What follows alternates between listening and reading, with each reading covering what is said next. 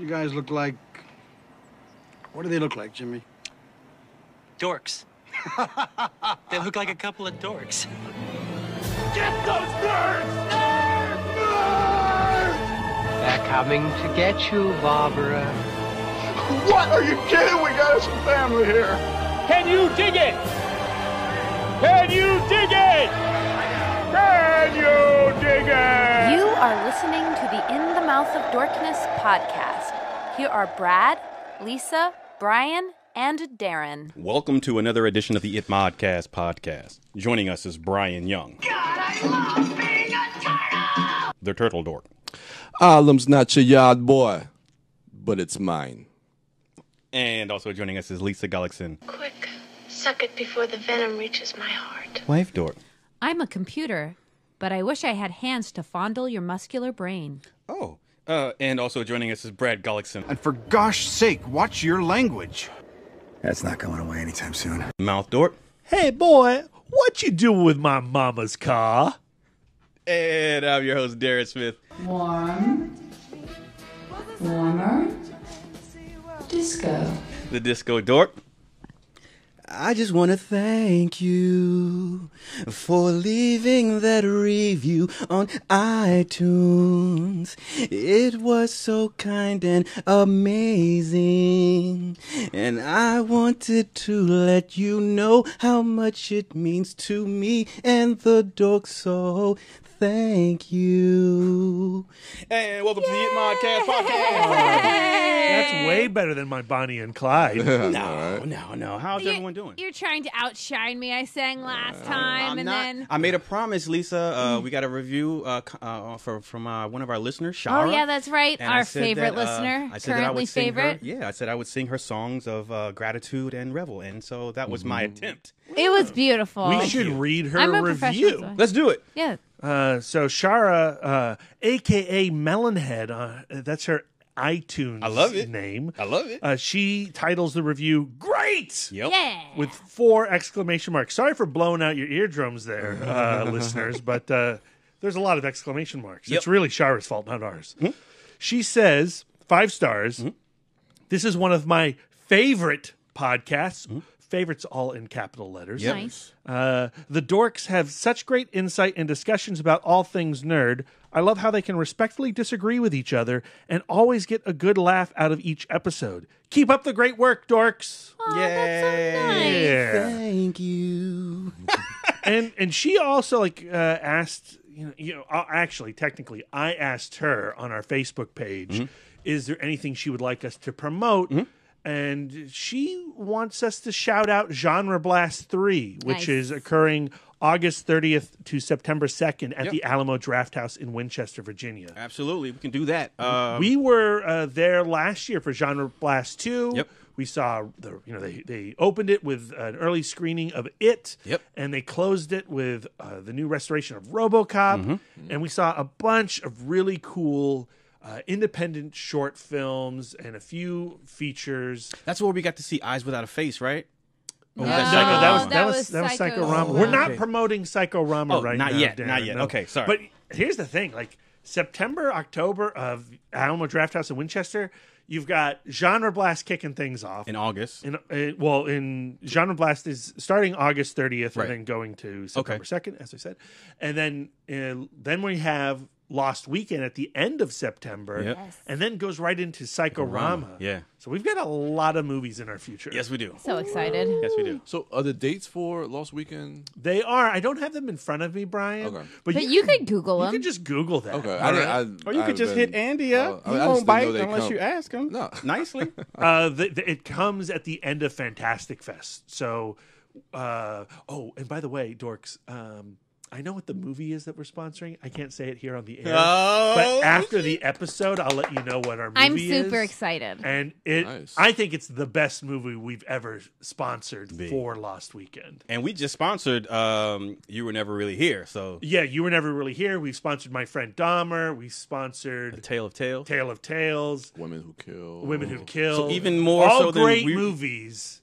I'm even more excited for this one. All right, let's hurry up and get this episode over because I gotta know. B. So again, thank you, Shara, and everyone else, all of our listeners. If you haven't left us a review, please do so. I'm sorry. John Schnepp. Oh, yes. Okay, I'll cut it out. So I just want to say thank you to all of our listeners. Again, if you do listen to us, please leave a review. As Brad said, it helps us out. It helps us something with the algorithms. It gets us more listeners, and that will help the podcast grow. Plus, it makes us feel good. We've gained a bunch of listeners and followers in the last few weeks. So welcome and thank you for joining us. Yes, I can't say that I will sing a song for every last one of you, but Brian will. Ooh, sure. Yeah. Okay. Whoa, cool. I haven't heard Brian's singing voice. Is that baritone? A little bit. Oh, okay. Before we get into your Weekend Dork, B, you brought something up earlier before we started recording that I was unaware of, actually, of John Schnepp and his current medical situation. John Schnepp, unfortunately, is facing some health scare issues. He's in the hospital right now. And, you know, like all of us creative people, when you find yourself in the hospital, financially, it's a problem. Yeah. Even with insurance.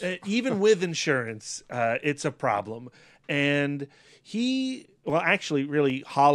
Payne, his fiance, has reached out and asked for help. Mm-hmm. And I think, if you can, and we're not talking a lot of money, if it's $1, if you can contribute a little to his GoFundMe campaign, that could significantly help him get through this trying time. And that campaign is at GoFundMe.com / Get Well John Schnepp. And, for us at the Dorks, John Schnepp he was one of the first online voices that I gravitated towards through AMC Movie Talk before it was Collider Talk, and Collider Heroes now. I consider myself one of his sweaties. Yeah. And, he directed Whatever Happened to the Death of Superman Lives. The Death of Superman Lives, what happened. Yeah, thank you, Brian. And no, Brian, you're a big fan also. A huge fan. Like I said, from the days at AMC when I started watching them on the YouTube channel back in 2013. Of course, John Campea is the one who brought him in, and fortunately, he's been in this community, in this online space since 2013. And he's just been a pillar of the nerd comic book community, and he's such an ambassador for this community as well, and that's why I think a lot of people gravitate towards him. He has such a presence about him and this energy. Like for me, one of the things I look forward to every week is watching Collider Heroes. Even though I'm not a comic book fan, there's something about watching him, Robert Meyer Burnett, and all those guys just sitting there and talk about comic books, even if I don't know or can't relate or can't understand some of the stuff that they're actually talking about.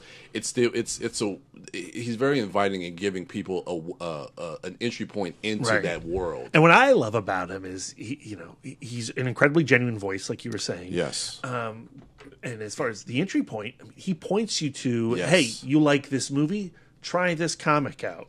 And he's so. I mean, he's not just a comic book sweaty. I mean, he loves sci-fi. He loves horror, and you feel that. And then going to Comic-Con this year, coming this week will be our 8th year going to Comic-Con. I've had the pleasure of meeting him multiple times, and even got to hang out with him during some of the meet and greets. And he's just a genuine guy. He's a straight shooter.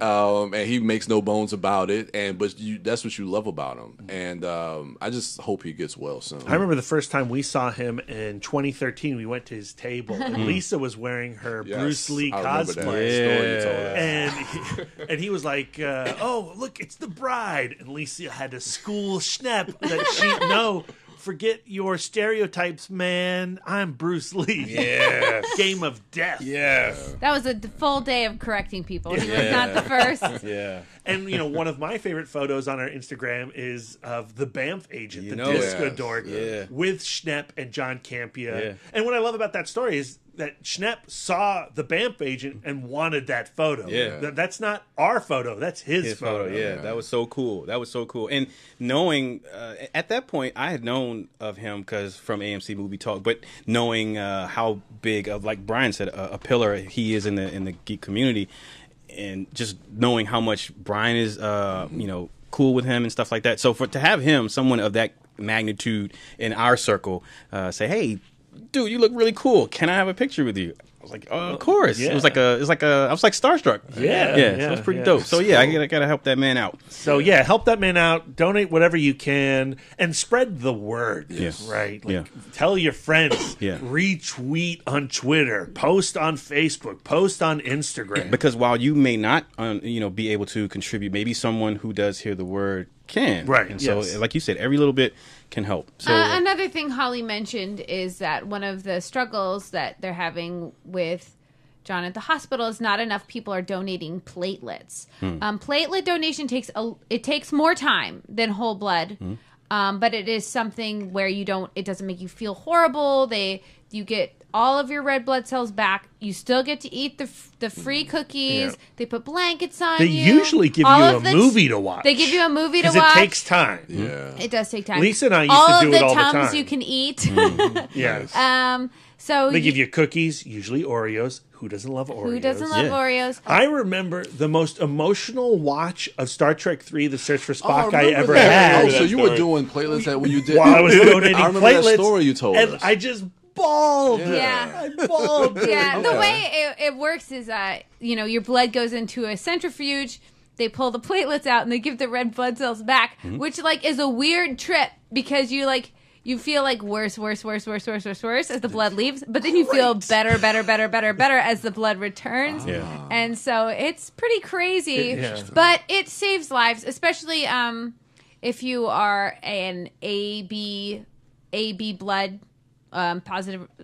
If that is the type of blood you have, Lisa with her garbage blood, me, giving whole blood is not something you necessarily need to do, but giving platelets is something that you can do to save lives. Yeah, and often used for babies too. So if you like babies, they need those platelets. Yeah, so like don't little hate baby babies. John Schnepp. Love Use your babies. platelets. So, you hear us talk about, especially when we're coming up on our trip to San Diego and Comic-Con, you hear us talk about how at that particular occasion, how strong and together and one in solidarity the geek community is. So let's just show people just what we mean when we say that. So if we can all come together and help out our fellow geek, it would be tremendous. Yeah. So please do that. Absolutely.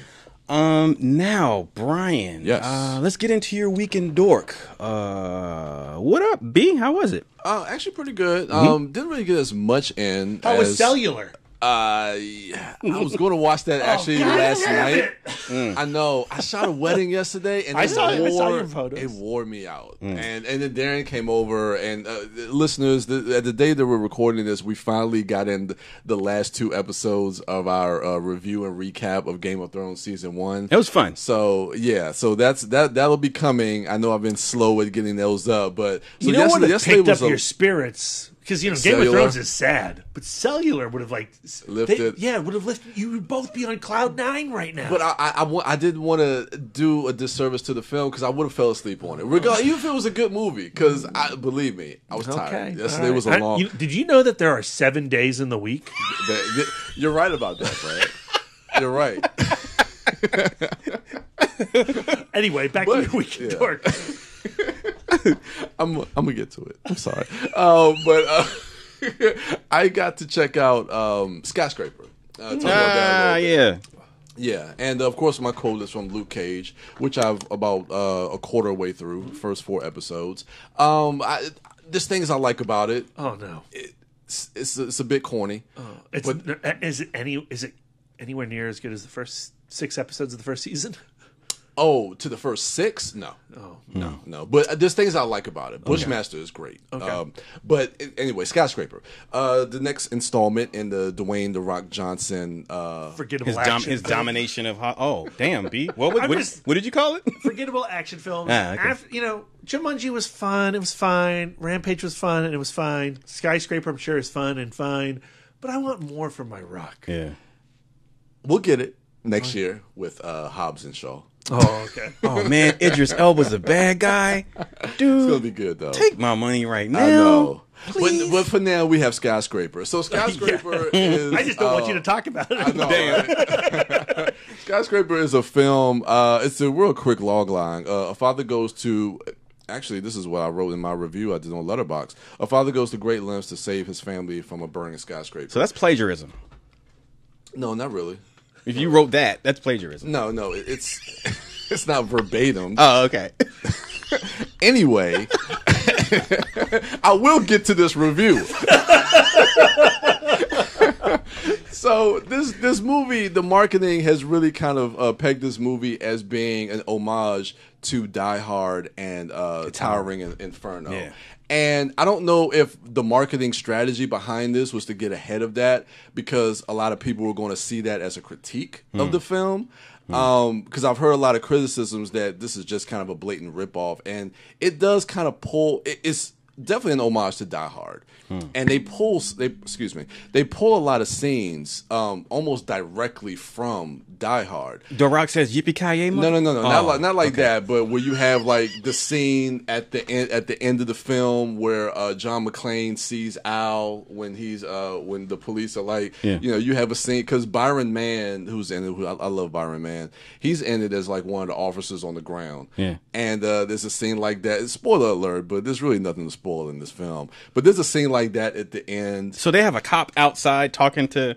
Well, not to him. Okay. Not to him. Okay. But just the idea of that scene where they meet at the end of the movie. Yeah. Also, the way the villain dies is very similar to Hans Gruber. What? It pays homage a lot to Die Hard. But knowing that, you can kind of let go of that and really have fun with the film. And The Rock is really, really good. And the thing I like about the movie, I think the thing I really like is the story, not necessarily the plot, because the plot I think is a little too convoluted with this high-tech building where you have, oh goodness, what's the guy that owns the building? And he's been in a lot of movies. He's the guy from The Dark Knight. Yes.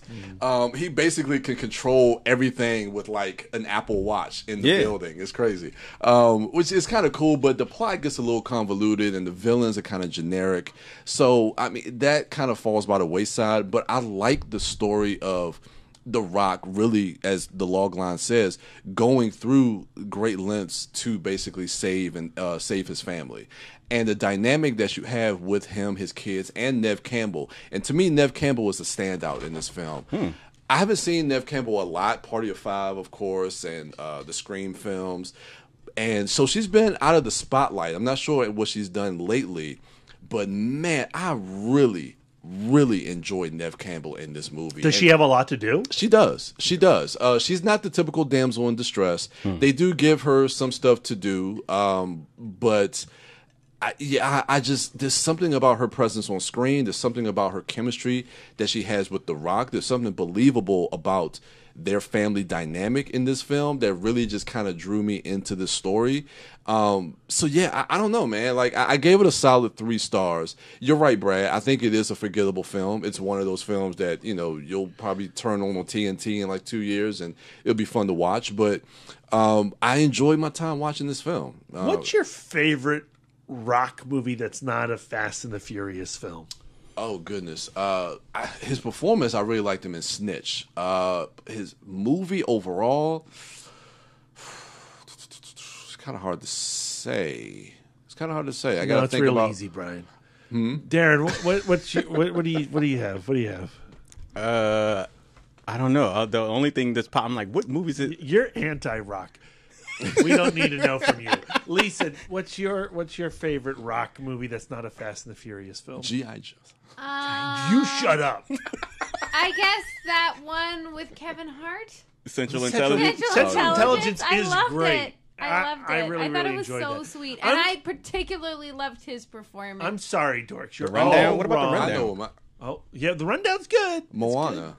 Oh, Moana's good. Moana's good. But I don't count that one because you're all wrong. If you say the Tooth Fairy, Brad, I'm gonna unplug your mic. No, it's not the Tooth Fairy. Okay. No, it's a tie. It's a tie. It's a tie. I know where you're going. It's faster. That's his best performance. Yes. It's not a great movie because it skips.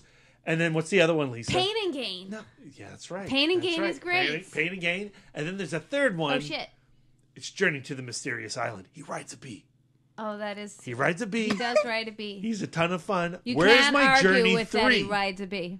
You might be getting one. I need my Journey 3. Those As are the long 3 as best he rock bounces films. Not, berries off of his brown boobies. Not Gridiron Gang. No, that's a terrible movie. Not Race to Witch Mountain. What about? I own that on Blu-ray. Wow. What about Game Plan? The Game Plan. No, not good. Get Smart. He was in that. Yeah. Scorpion King. Southland Tales. Dude, he's amazing in Southland. Yes, he is. Oh, hold up. Be Cool. No, shut up. Oh, Stop. easy. Stop. What's the rest of your weekend dork? That's it. It's Skyscraper. But yeah, enjoyable film. So if you're a fan of The Rock or just like generic action movies, I don't know if that's. I literally was going like, I'm going to go see Skyscraper. And then like a dog passed by and I was like, oh, dog. Wow. And then I forgot about it. Damn. It was Lafayette next door. He's this baby He's puppy. so He's really sweet. adorable. He's a little Cocker Spaniel. I love you. He's so sweet. If you love The Rock, Brad. I do. I'm just mad at him right now. Why? Oh, y'all not on speaking terms? Rampage and Jumanji just are not what I've wanted from The Rock. Jumanji was fun. But It Rampage, was fine. I agree. Both of them, Rampage was horrible, but he was still great in it. I can watch him in they were anything. fine. Yeah, It's just The Rock is The Rock. He should be our Arnold Schwarzenegger, and he's not. Yeah. Arnold Schwarzenegger didn't just pump out hits. Yes, There he are did, some shitty Lisa. fucking movies. No, they're all great. We all love The Sixth I think Day. the difference is you were watching We Arnold all love Schwarzenegger End when of you were Days. 9. We all love Around the World in 80 Days. He did a lot of movies with Days. He was in that movie? He sure was, yeah. As far as his What? IMDb, he's got 3 movies next year. Who? The Rock? Arnold? Jungle Cruise, Hobbs and Shaw, and Jumanji 2. Yeah, here's the The fuck thing. is Jungle Cruise? Exactly. It's a Disney movie based on the ride. Nobody wants that. And So it's a Jumanji 2, we don't want that. Hobbs and Shaw, I'm curious about, because I like The Jungle Cruise movie I want to watch is what it's like to be one of those actors who has to do the same little chunk of script all day long while your just soul and creativity drains right into the swamp. You're like, that's the like movie the I want to Florida watch. Project version of that story. Oh my god, so much more drugs. Lisa, what's your weekend? How was your weekend? My weekend work was great. I saw 2 music themed movies that I think, though very different, both have the same message of love and unity and everybody creating music together.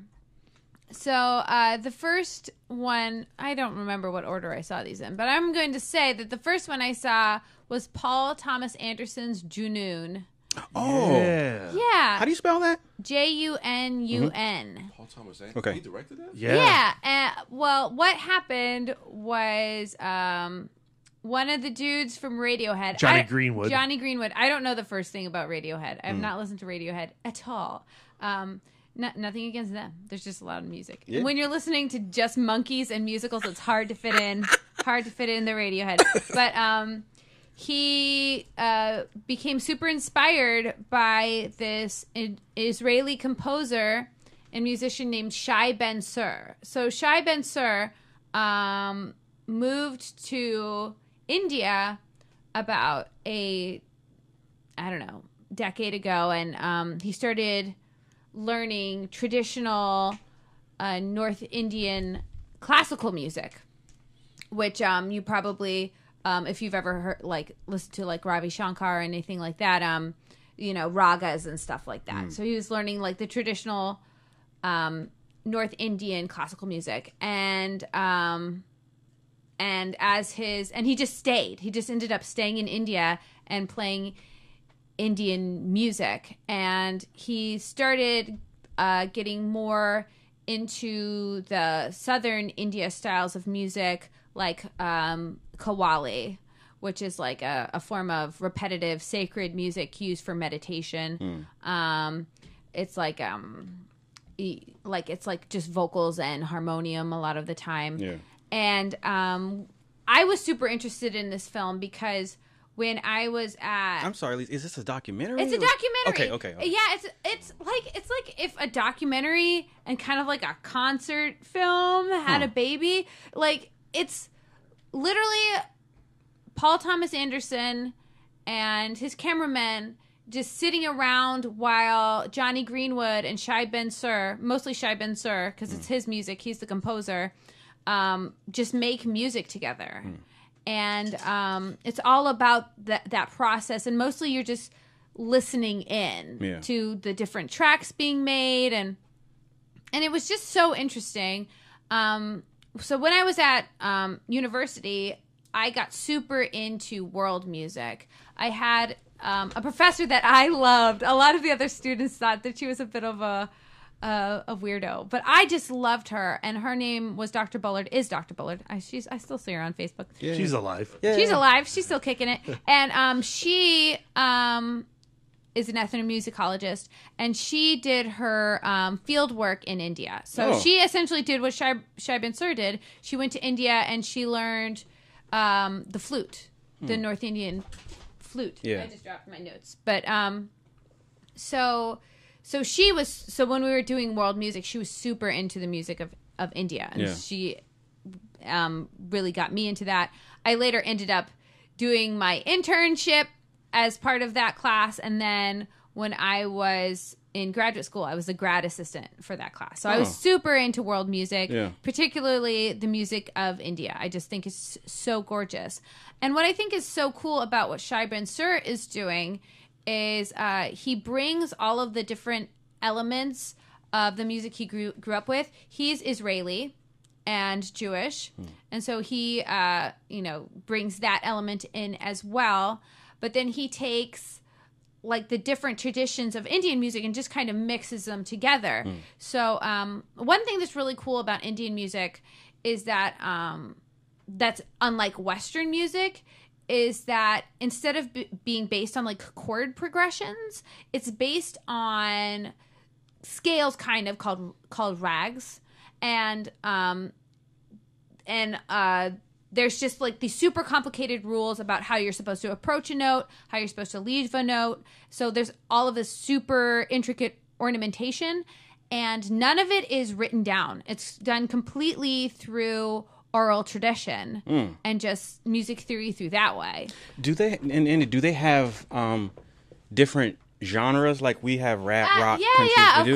Of course. So he's bringing, so for example, for this album, the album that they're making is also called Junoon. For this album, he brought in like his North Indian classical influence. He did one song in Hebrew, so he brought in that Israeli influence.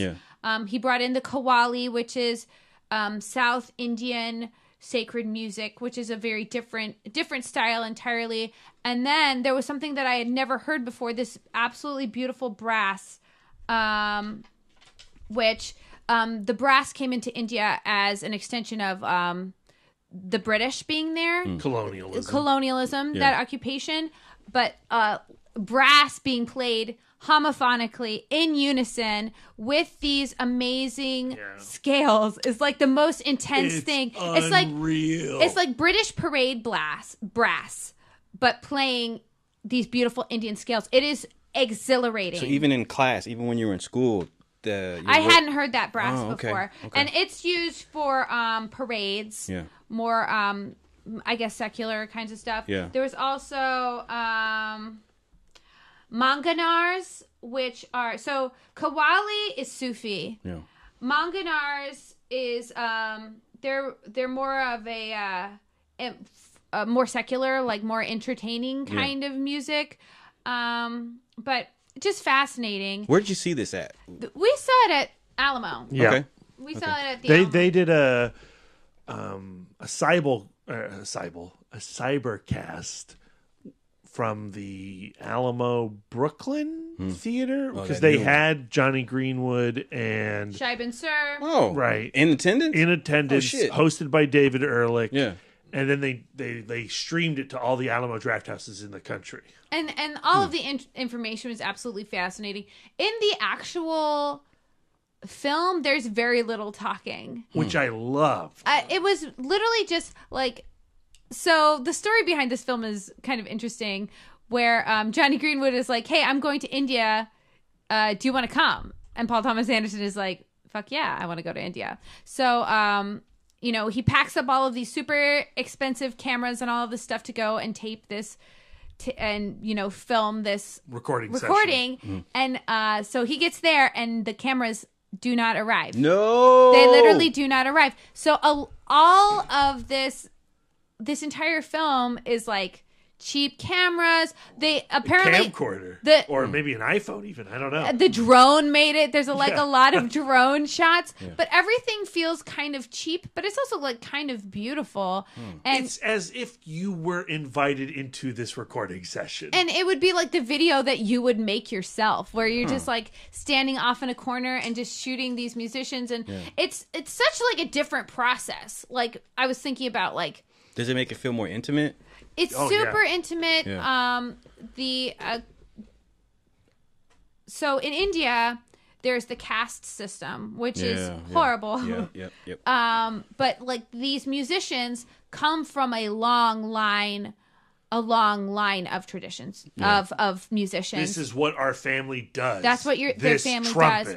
Yeah. And so they're like it reminded me actually a lot of Sammy Davis Jr. and how as soon as he could stand, his family was like, well, you better become an entertainer because that's the only way, so it's the same thing where they just live music, like, and it's just the most natural thing for them. Yeah. But also like the idea of they're doing this like all from memory, it's like they don't write shit down. Like nobody's writing and these singers, these backup singers are not only singing these memorized, super ornamented melodies that they have to sing in unison. They are singing it in another language. It's not even their language because there are so many languages in India. And they're singing it phonetically without any paper in front of them. Yeah, they're just memorizing it. It's like a completely different system. Yeah. Where I'm going like I'm a little jealous because for me, I was taught to read music and now I can't memorize shit because I'm just like why would I memorize anything? I can just look at the notes and then just sing the notes. Yeah. But I'm like it's just like so just to watch them do it and because they're all, off book or whatever, they're all looking at each other. They're all engaged with each other as they make this music. Do you think that's a process that you could maybe learn? Adopt? I don't even know. Yeah. I don't. Would you be open know. to trying? Just for self. I mean, I think that like the Indian style of singing is so. To me, I just find it so beautiful. It's so pure. Yeah. In terms of like, there's very little vibrato. It's very a lot of frontal resonance. It's very like nasal. Yeah. And then like these gorgeous ornamentations, but like I don't know how I would do it without looking at it. Yeah. I mean, and I've seen like visual like representations of like if you were to try to write it down in Western music, what it would look like. It's super intricate. And even like just doing that, there's still like just like Western music, there's a bunch of stupid rules where to a Western ear, when somebody breaks one of those rules, either for good or for bad, you can tell because you go, oh, that's different. I really like that. Or, oh, that sounds like terrible. Right. Where like, I wouldn't even know where to begin. Even with my interest in Indian music and listening to Indian music, I don't know if I would be able to even tell. I don't know. I mean, that would be an enormous undertaking. It would be like a life change learning how to do that. But, I don't know.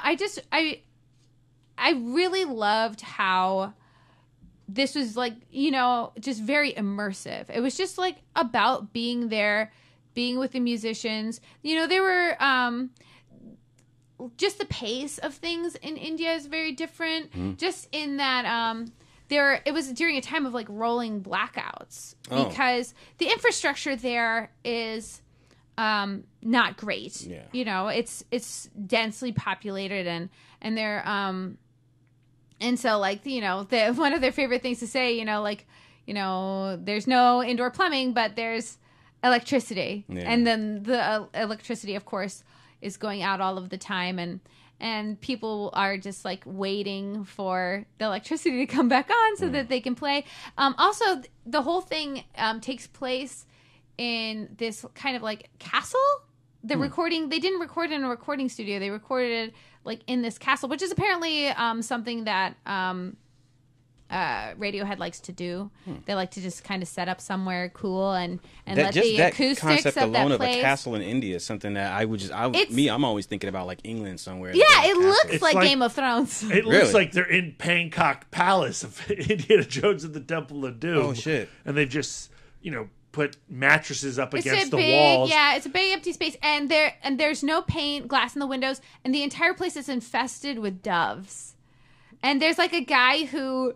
That's the Radiohead guy.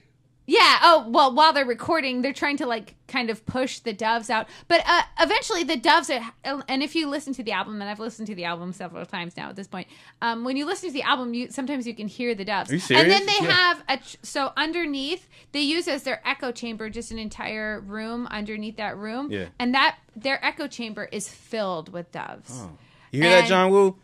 It's so beautiful. But there's like this guy who like goes to the palace every day and feeds these doves, and there's just kind of a casual interview with this guy who's just feeding the doves raw meat, and they're like, why do you feed the doves? He's like, we've always fed the doves. My father fed the doves. My grandfather fed the doves. Like, we feed the fucking doves. That's what we do.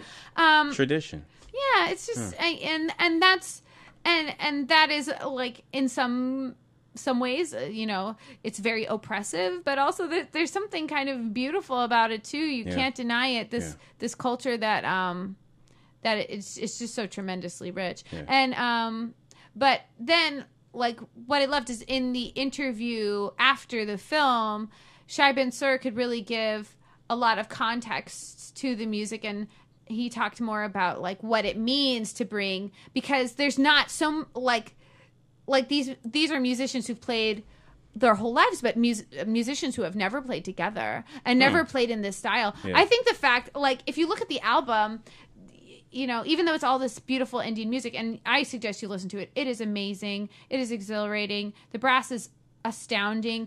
Even though all of their melodies and stuff is very homophonic, like everybody singing in unison, their percussion is something that is completely out of this world, super intricate. They don't use like a 4/4, like they don't use the metrical system like we do. They use something that's called tals, where it's like a circular rhythm style. That's it. Okay. If we can, Darren, we should throw like a little bit of it at the end of this episode. I'll do that. Yeah, so good. Yes, but anyway, I'm going on and on and on. But here's the thing. Listening to it afterwards, and so if you look at the tracks, they're all like 3 minutes long. Like, that is not an Indian thing. That is like a Western thing. They're all the length of pop songs, which I was just like, I wonder what they think about. Like, was that something that Johnny Greenwood imposed on them, or is that something that Shai Ben-Sur does? I haven't seeked out his other music, but like ragas can go on for 30 minutes to an hour. You know? Yeah, one song. Yeah, because it's very much about repetition. It's very much about you start slow and then you gradually speed up. It's like it's all about just kind of like meditation almost. Yeah.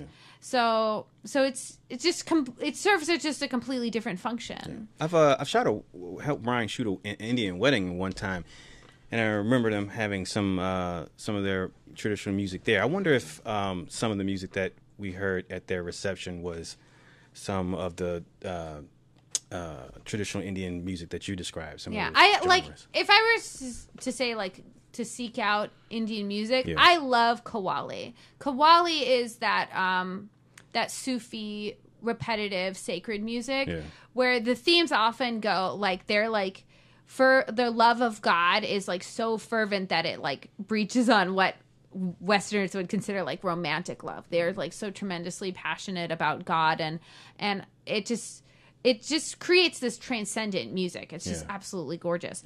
So if I haven't convinced you by how beautiful the music is, also even though it's shot with cheap ass cameras, I think that adds to the aesthetic of the film. The way it's edited together, like there are like little pockets of themed ideas, but for the most part it's very meditative. It's very, you're just kind of there to be part of the experience. And then if that doesn't convince you, Shai Ben Sur is like gorgeous. He is like, he's just like, he is like a really, if like Jesus and Edgar Wright had like the most beautiful baby.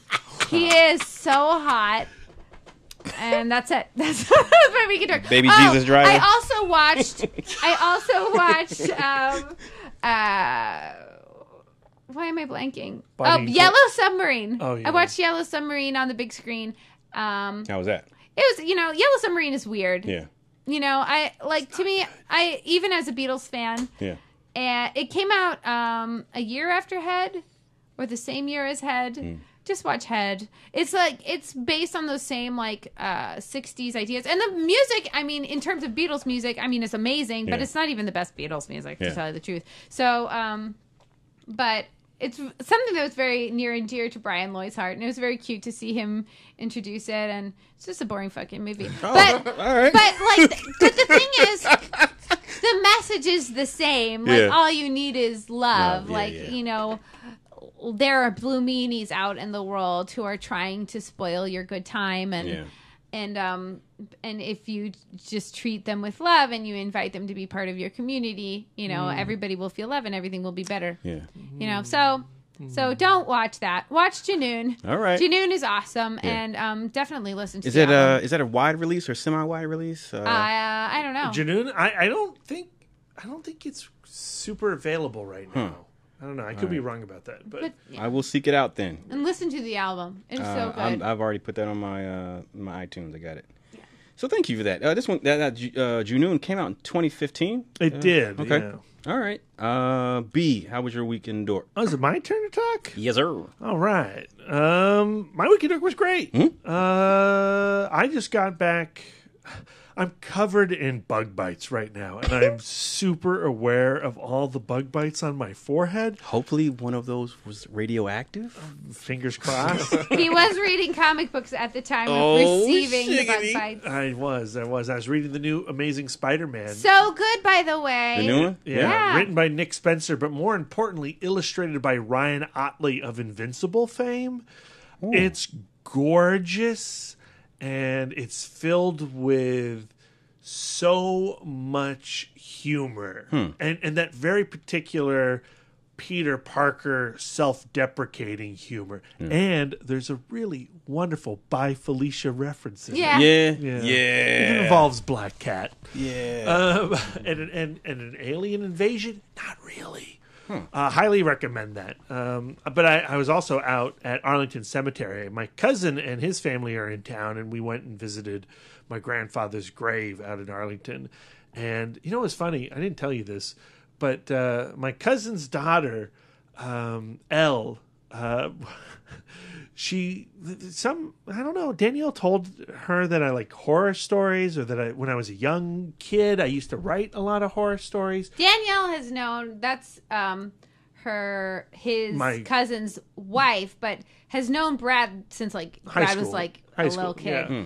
And Elle became fascinated with the idea that I like to tell horror stories, so she kept asking me to tell a horror story. And so here we are in Arlington Cemetery, and I'm sitting on the grass with her, and she's like, "Can you just tell me a horror story?" It's like, if you tell your mom, or if you ask your mom if it's okay for Brad to tell you a horror story, I'll tell you a horror story.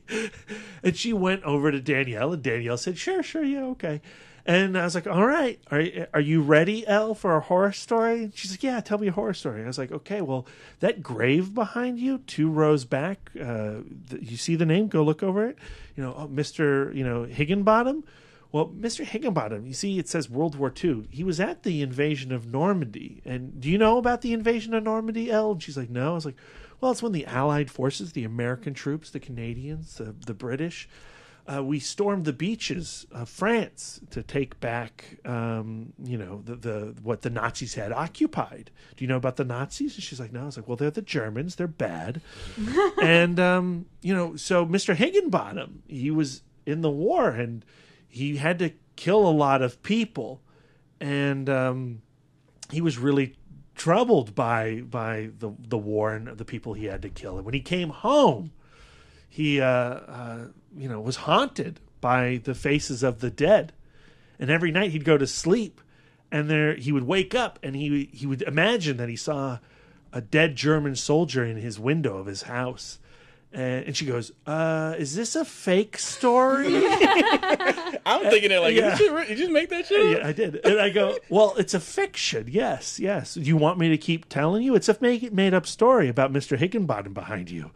And she goes, yeah. I go, okay, well, so he would imagine that these soldiers were in his window, these dead Germans, these dead Nazis. And but one night he wakes up and he thinks he sees one, but the German soldier doesn't go away. The German soldier is still there. He closes his eyes, but when he reopens his eyes, the German's still there, and he's dead, and he's rotting, and he's decaying in front of him. She goes, I think I'm done. You're the biggest jerk. She is probably having a nightmare right now, or waking up from it. And then she's gonna be walking up, Mommy, is World War II real? Yeah. I loved that experience. Yeah. That was like the highlight of my entire week. Yeah. Talking about poor Mr. Higginbottom and his PTSD. Oh, my goodness. Anyway, besides that, I've spent most of my week watching Star Wars Rebels. I've fallen down that rabbit hole. Okay. Have you guys watched Rebels? I want to. I haven't checked it out yet. Don't listen to Lisa. Lisa, be quiet. She's not a fan of the animation style. Yeah, Lisa don't like it. Okay. But I got to tell you, I had seen season 1 before, and so I picked up on season 2. Season 2's climax, the season finale, might be one of the best Star Wars moments of all time. That's a grand statement. It is, and I fully mean it and support it. The story is it takes place just before A New Hope. It takes place a little bit before a Star Wars story, and it's about a Jedi, Kanan, voiced by Freddie Prinze Jr., and his apprentice Ezra Bridger, and the gang of rebels that they have formed and they fly around in this ship called the Ghost, and Ahsoka, who is continuing from Star Wars Clone Wars, she's palling around with them at this point. And they go to Malincor. And Malincor is the home of this Sith temple. And they're following these... They want to find the Sith holocron. And while they're looking for it, they encounter some Inquisitors. And Inquisitors are the henchmen of Darth Vader. And Ezra Bridger, the apprentice, encounters this old man. And you can tell, like, when he encounters him, and he's got a cloak on, he's got a little cane, but you can see lines like tattooed face, and you know immediately it's Darth Maul. Yeah. And this old man is leading Ezra into the Sith temple. Darth Maul is leading Ezra into the Sith temple. And then eventually he reveals himself, and he's like, oh my God, it's Maul. Yeah. And he's got the cyborg legs that he got from Star Wars Clone Wars. And Kanan and Sabine, they're fighting the Inquisitors on the other side of Malincor, and Ahsoka. But then Darth Vader shows up, and in season 2 of Star Wars Rebels, James Earl Jones voices Darth Vader. And when he arrives in the most badass fashion possible. I wish they had filmed this in live action. It's his special, TIE fighter that you see in A New Hope. Yeah. And it's lowering to the ground, and Darth Vader's standing on top of the cockpit. God damn. Lightsaber out. And Ahsoka was the apprentice of Darth Vader in Clone Wars. Yeah. She was the apprentice of Anakin Skywalker. And she's not aware that Anakin went bad at the end of the Clone Wars and Revenge of the Sith. And she just knows that Darth Vader's a bad dude. And so they have the most epic lightsaber battle while Ezra and Darth Maul are figuring out the Sith holocron. And Ezra is touched by the dark side, and he's very curious because he just wants to destroy the Sith because the Sith killed his family, and he's got revenge in his heart. And the lightsaber duel is epic. It's just totally brutal. And Ahsoka at this point has two white lightsabers fighting Darth Vader and his red lightsaber. And again, it's James Earl Jones's voice. Yeah. And she, bashes his helmet, and his helmet cracks, and you see Anakin's face underneath. And he's got that Sith eye, so his like eyes like all bloodshot. Yeah. And you hear Anakin's voice for the first time, and she realizes that Darth Vader is Anakin. And then they go at it. Season finale, it's over.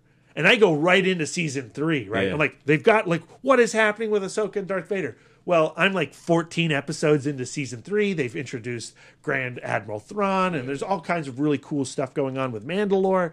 But they haven't gotten back to Ahsoka and Darth Vader yet. What? And I'm like, I'm dying. Now, Darth Maul's come back. Yeah. Darth Maul's now found out that Obi-Wan Kenobi is on some desert planet with twin suns, so he's hunting for him. Yeah. I mean, it's an incredibly geeky Star Wars show. How many total seasons is it? It's 4 seasons. The 4th season is concluded, and it's coming out on Blu-ray soon. So they should have a set. Yeah, they should have a set coming. And I would highly recommend it for the Star Wars fans out there. And especially like what Dave Filoni has done, the showrunner, with Ahsoka over the course of Clone Wars and the first 2 seasons of Rebels is like really special. Like, you want an Ahsoka movie by the end of this show. Yeah. It's interesting. She was introduced in that Clone Wars movie. Yeah, which was terrible. Yeah, because there's a podcast I listen to with Christian Harloff. He does interviews one-on-one with Christian Harloff, and he interviewed the actress that does the voice of Ahsoka, and they spoke about that, how Dave Filoni and just how he writes and creates these characters, but how the fans didn't like Ahsoka in the beginning, but how they've kind of turned that character. One of the best characters in the Star Wars universe.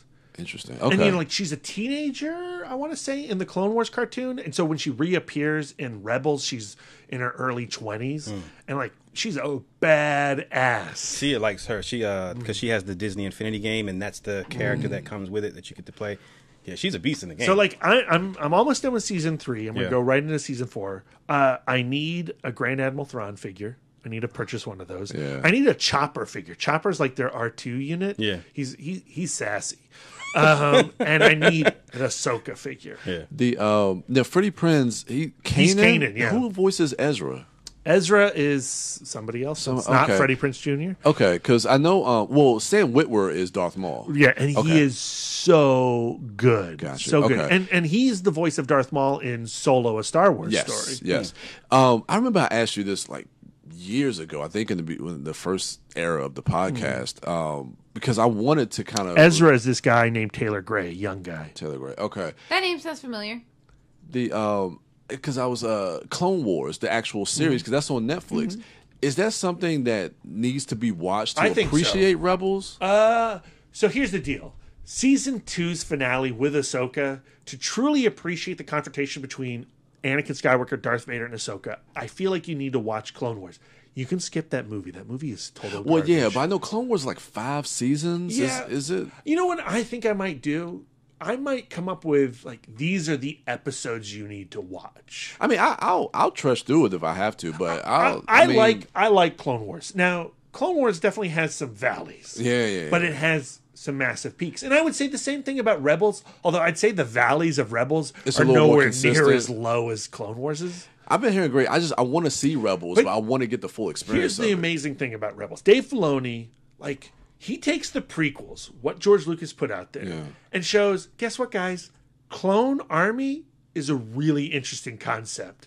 And I'm going to take Rex, Commander Rex, which we see in Attack of the Clones. Okay. I'm going to take that guy, that clone, and I'm going to turn him into a legit 3-dimensional character. And I'm going to carry him from, brainwashed clone soldier. And I'm going to take him all the way into Rebels as an old man with a beard. I love old men with beards. And I'm going to make him an amazing Star Wars character. Rex in Rebels as this old dude who has seen it all, who's lost friends, who's experienced the trauma of war.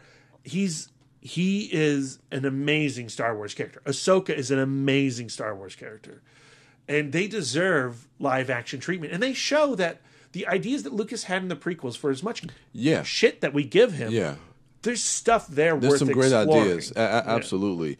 I mean, people speak highly of Dave Filoni. I mean, because there's now this conversation around, Kathleen Kennedy, what's going to happen with her, and if he should step in as the head of the spearheading, Star Wars moving forward. I don't know. I haven't seen Rebels, but I don't know. What do you think about Dave Filoni, in that type of position. I would love that, and I'm going to tell you why I'm reading watching Rebels. Yeah. It's because I'm interviewing Dave Filoni. Really? Yes. Really? What? Yes.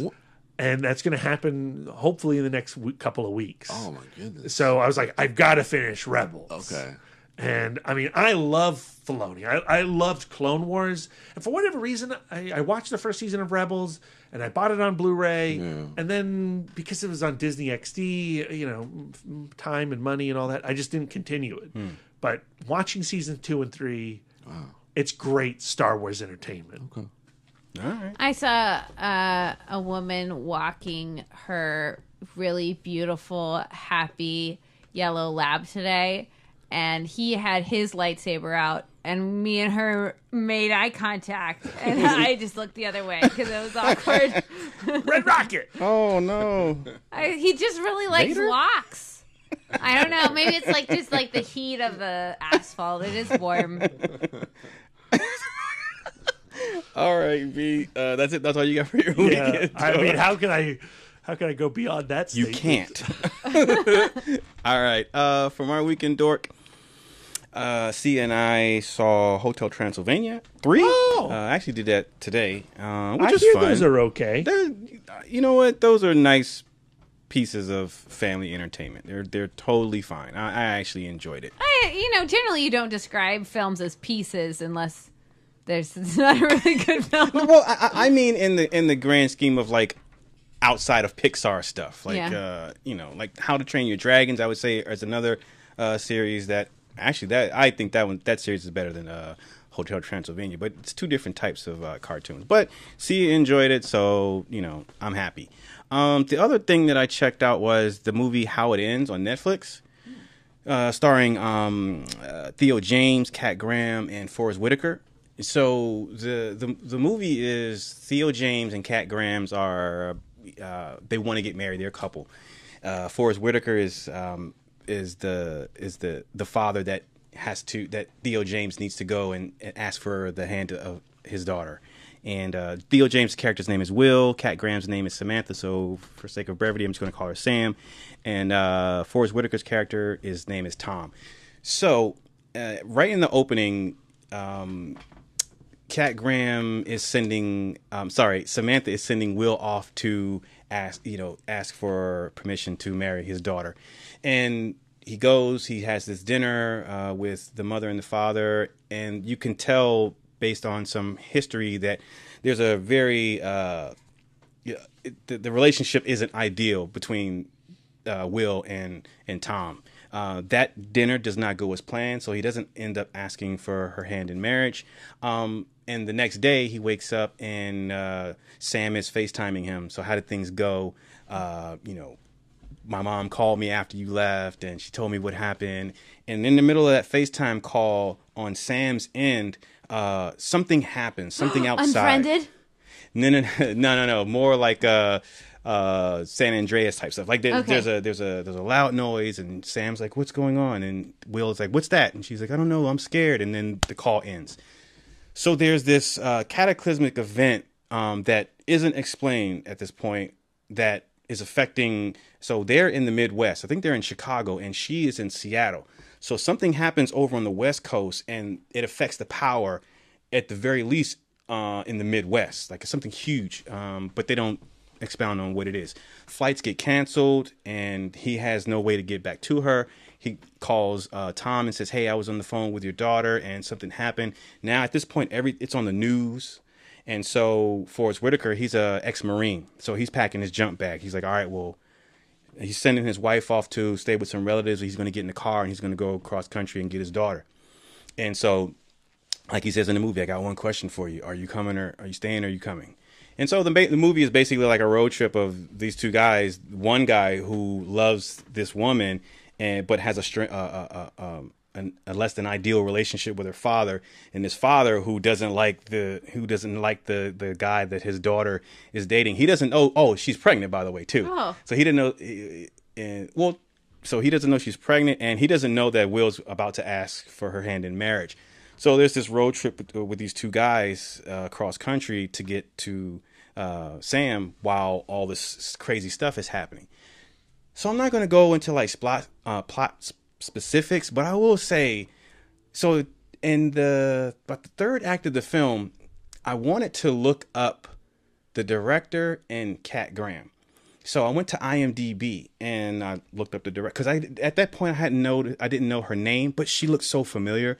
So I went up to IMDb and I was looking. I found the information I was looking for, and like my thumb flicked the screen and I saw like a review. It was actually like the first 3 reviews, and they were all talking about the ending.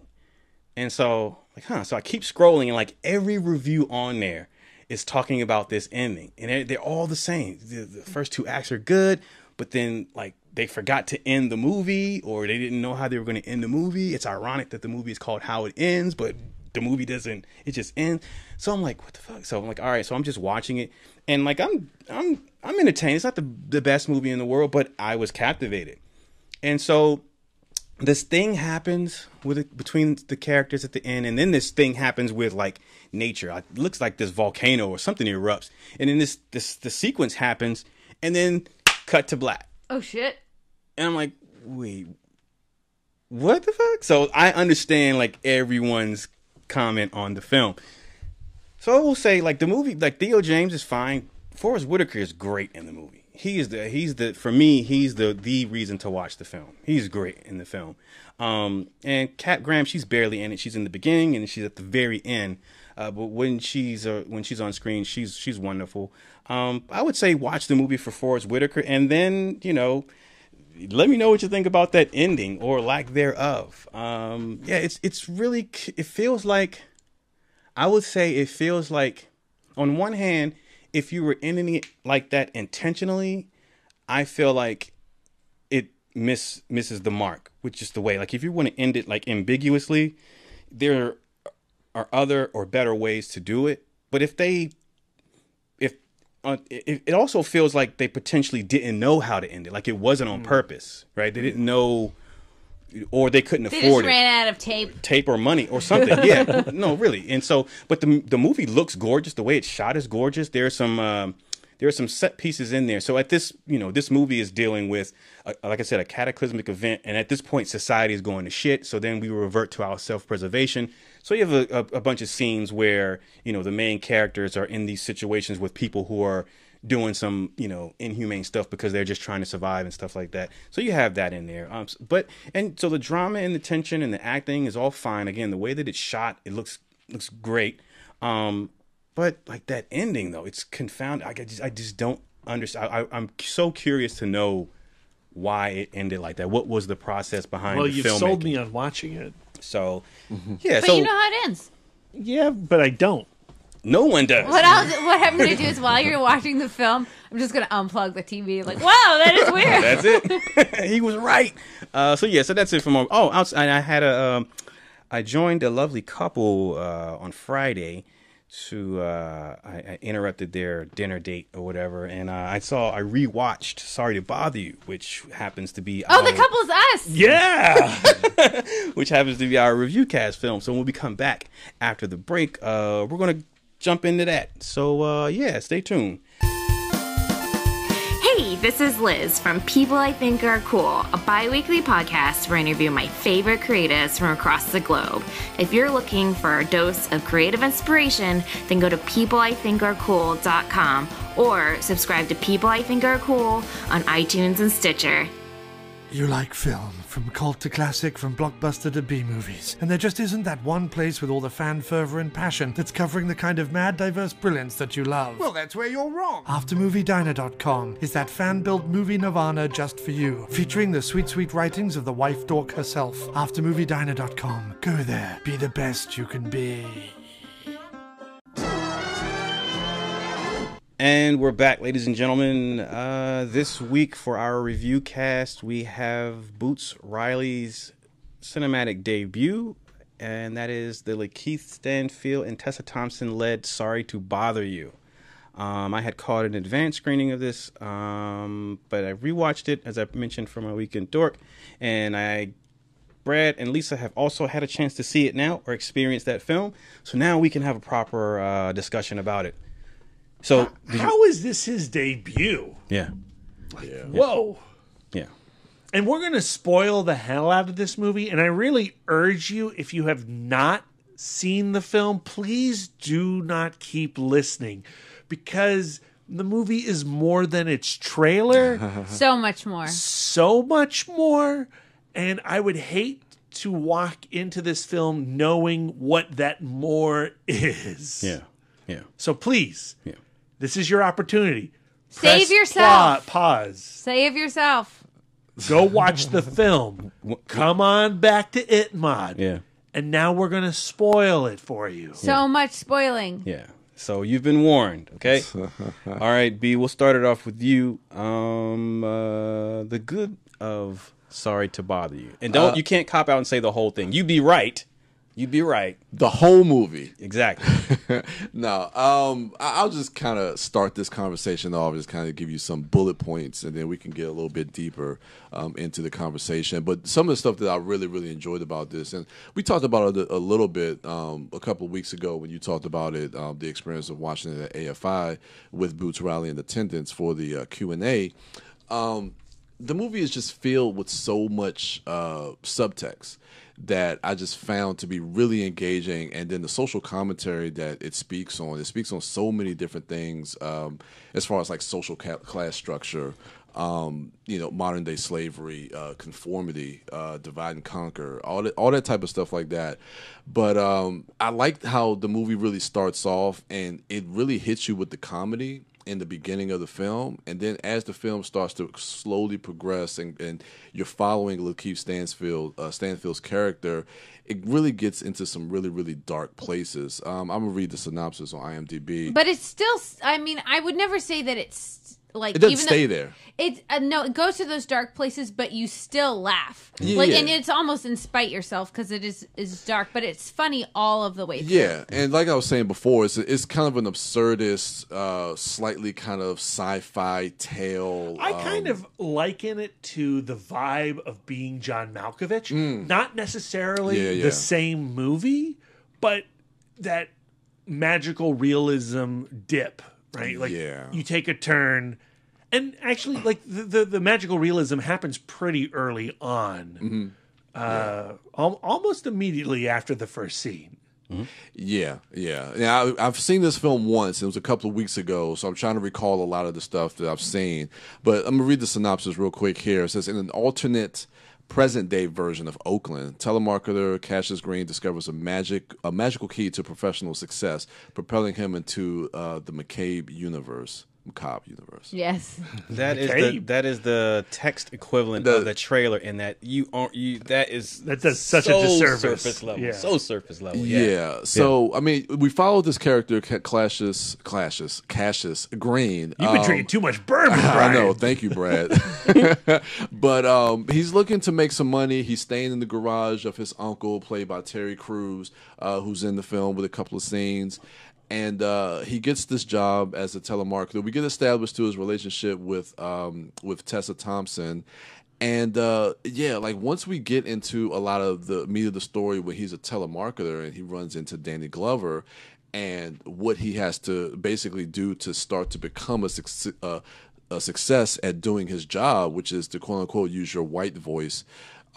He starts to just kind of move up the ranks. Right, but when they say use his white voice, they mean suddenly he's speaking with David Cross voice. Yes.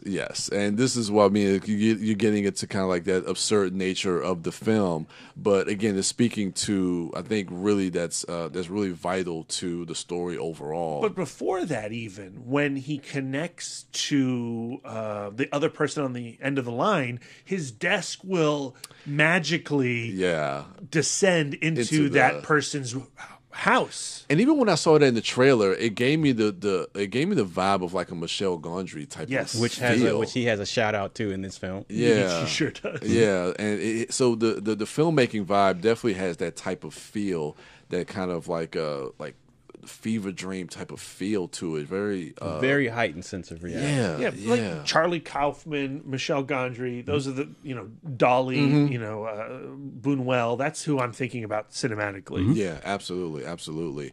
But a couple of things I just wanted to talk about, and I'll pass it to you guys. And I'm sure. So that was your good. That, and I mean, I won't get into spoilers. I mean, I won't get into spoilers We just will. yet. Yeah, definitely. I'll chime in with that. But just some of the performances I want to get into as well. I mean, of course, Lakeith Stanfield. We've seen him in Get Out. He's on Atlanta. We've seen him in other small and supporting roles. But I believe this is the first time we really get to see him take the lead in a Crown film. Heights. Crown Heights. Crown House. I haven't seen Crown Heights, but yeah, and he gives such a very complex and layered performance that goes across the whole spectrum. And another one that's a standout is Stephen Yeun. I thought he was great in this film, and not seeing him do much outside of The Walking Dead, it was really, really nice to kind of see him do something that was a little bit different. And Tessa Thompson, I mean, she's bae. Yeah. She's so bae. Yeah. I mean, she is awesome, man. That woman can do no wrong. Absolutely no wrong. But yeah, I'll let you guys kind of take the wheel. And Wife Dork. Yes.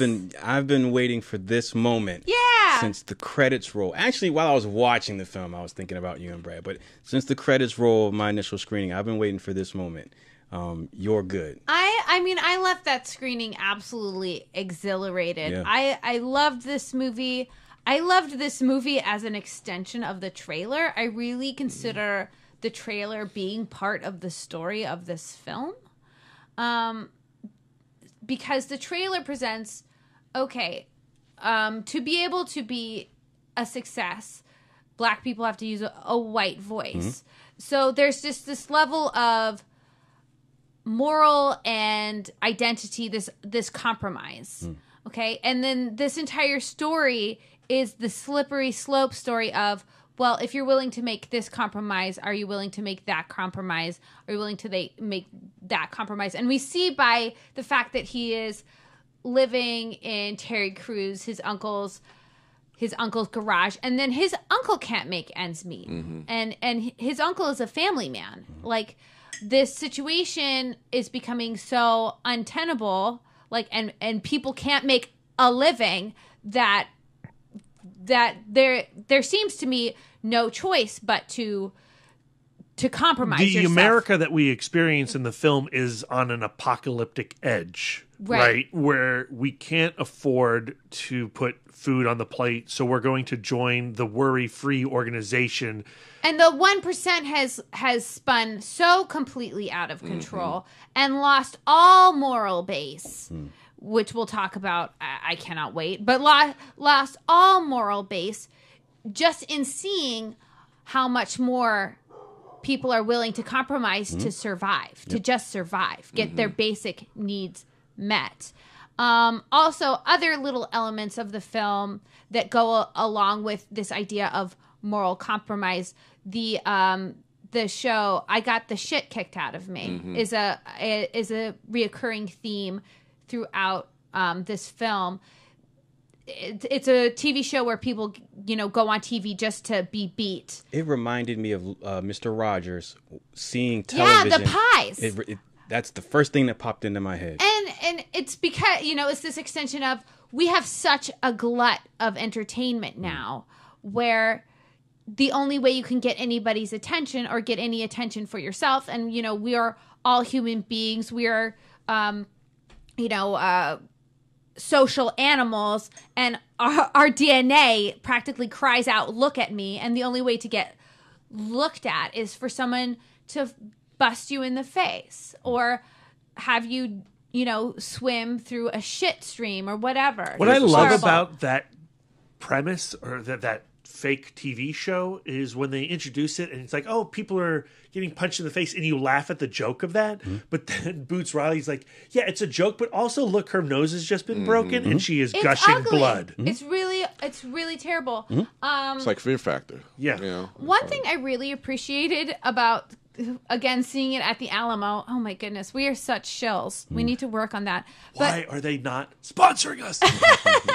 So, was the amazing pre-show, and there were two things in the pre-show that really informed my watching of this film. So what a lot of the pre-show were actual interviews with Boots Riley talking about different projects, but also talking about his activism. And he had this one quote. I wish I wrote down the exact quote, but he was talking about the relationship between art and activism, and how the way that art fuels activism is it's something that someone can look at and go like, oh, other people feel the way that I feel, you know, and other people are seeing what I see and they're expressing it. And so that level of empathy is the kind of thing that fuels revolution. So as I'm watching this film, I'm watching this as, okay, well, this is a piece of activism. This is a cry out for saying who else feels this way. So I found that really interesting. I also found, as part of the pre-show, they showed an entire scene from Jodorowsky's The Holy Mountain, which I also got to see for the first time at the Alamo. Another extremely cerebral, weird film, also very visually arresting, very colorful. But they showed the scene with the architect who is creating housing that promises to meet all of your needs. You never have to leave the building. This is where you'll eat. This is where you'll sleep. This is where you'll work. This is where you'll die. You know, like that kind of place. And so throughout this film, there's also the idea of worry-free housing. And so the idea is, you know, you go live in like a dorm and you're guaranteed a job and you're guaranteed food and all of your needs are met. And like all of these concerns that you have in your daily life of Terry Crews trying to keep your house or you trying to make the measly rent so you can live in the garage. Well, you know, maybe when you're desperate enough going to live in this place, you know, all your worries are taken care of. And then those of us who have seen the 13th, you know, and are aware of like that slavery exists now. And it exists as an extension of our justice system, which is fucking nauseating. So that is a theme throughout this film. I'm sorry. I didn't pick up on the allegory for prison and labor until my second viewing when I was watching it with y'all, and when they did that MTV Cribs edition of Worry Free, and the bunks, them being bunked in there, the food tray looking like the prison tray. And we're all wearing this like extremely sanitary clothing. Jumpsuit, You know, it could be prison. It could, you know, also just be, you know, like just untenable living. You know, it's just this idea of like now having basic needs met is a luxury. Well, even with Cassius's uncle saying, you know what, worry free, they approach me, it might not be such a bad idea. I mean, 3 hots in a cot. 3 hots in a cot. That's that's a prison term. That's what you refer to prison. So I picked up on that the second time too. It's a mentality too. Like I said, when we're talking about this movie, speaking to social commentary and what's relevant and going on now, like we talk a lot about the prison and going to your allegory about the prison system, is that you hear a lot of people that come out of prison and they struggle like reacclimating themselves to in the real world. And they always say it's always I feel more comfortable. I feel better if I was locked up because I know if I'm locked up, I got insurance. They'll take care of me. I have 3 meals. I'll be able to. It's a lot better than living a life out in the world. Is through the roof, you know, and it's just a tool to keep people scared. So it's absolutely nauseating. So all of these things are running through this film. I'm sure Brad has some goods. I also love the interaction between Tessa Thompson and Lakeith Stanfield and how she is kind of this moral voice for him. And she at first, you know, she doesn't really have a job. She's flipping signs, but you find out very quickly that she is the more grounded of the two, and the and you know, and yet when she is in the art world, she puts on. She English also voice. has a voice that she puts on, and she also is compromising in her own way. But every like her line is different, and everybody's line of how far they're willing to compromise is different. And Lakeith Cassius Green's is all the way to horsecock, actually. So I'll be the first to say it. So, yeah. What did you think about, as far as performance-wise, Lakeith Stanfield and Tessa Thompson? I think that they absolutely had chemistry together. Yeah. So sweet. I thought that they were just absolutely perfect. I fell in love with them as a couple. I also really enjoyed Kate Berlant, who played Diana Debauchery. I think that Darren has a low key crush on her. Oh, is that he the would one just like in the elevator? Yeah. Yes. Oh, that's she did not have to do anything, and Darren was like giggling. He did that in the first screen. It was she was so funny. She is a big time improviser and stuff, and she pops up a lot on the podcast that I listen to. Really? Yeah, and I find her absolutely adorable. And her performance in this, a lot of the time she's playing like the kind of corporate scene where she addresses the telemarketers with her spiel, it was like I was back at Barnes & Noble. Oh, where they had the big meeting. Yeah, I was at the store manager conference. I was listening to the poisonous business speak, and I had like a mini panic attack in that one scene. I had a very similar, less heroic experience one of my first jobs was at American Eagle. Yeah. And they were telling us that every time we sold a pair of jeans or we were caught doing something good, we were going to get a sticker on our names, retail name. And I raised my hand and I was just like, well, what if you don't want to get stickers? Nice. Fight the power. No. Yeah. I don't know. But then there's Stephen Yoon's character who he's kind of like a career revolutionary. Yeah. He's going from place to place and unionizing. How did we feel about him kind of being the impetus at Regal View? At Regal View versus it being someone else? Like Brian said, just seeing him outside of The Walking Dead showing some range. I most recently seen him in Mayhem. He was great in that. Totally different role. A good movie. But I like the complexity in his character because he didn't just pop up just to get this revolution started. I mean, there's a relationship between he and Detroit, right? And how he views her. So you get her activism and the things that she is, who she is as a person, her fire that he's attracted to. His reaction to her brings that out too as an audience member. I can you can see why he's smitten with her because it's part of who he is too. They have a lot in common. Yeah, they do. And he pointed out like early in the film, like I don't see what you see in Cassius. Like Cassius is like such a square. Yep.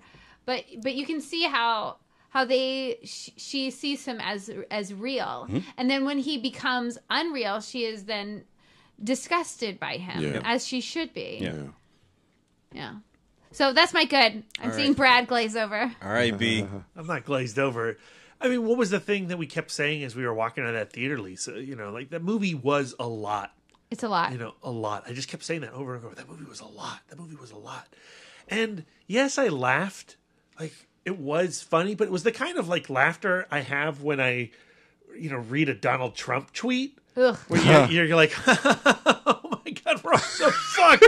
You're laughing at the absurdity of it. You're laughing at the absurdity, but you're also laughing because if you're not laughing, you want to go hang yourself. Yeah. And I found myself being very concerned with how is everybody else laughing? Are they laughing in this theater the way I'm laughing? Do they get it? Yeah. Or are they laughing because they're all terrible people? Yeah.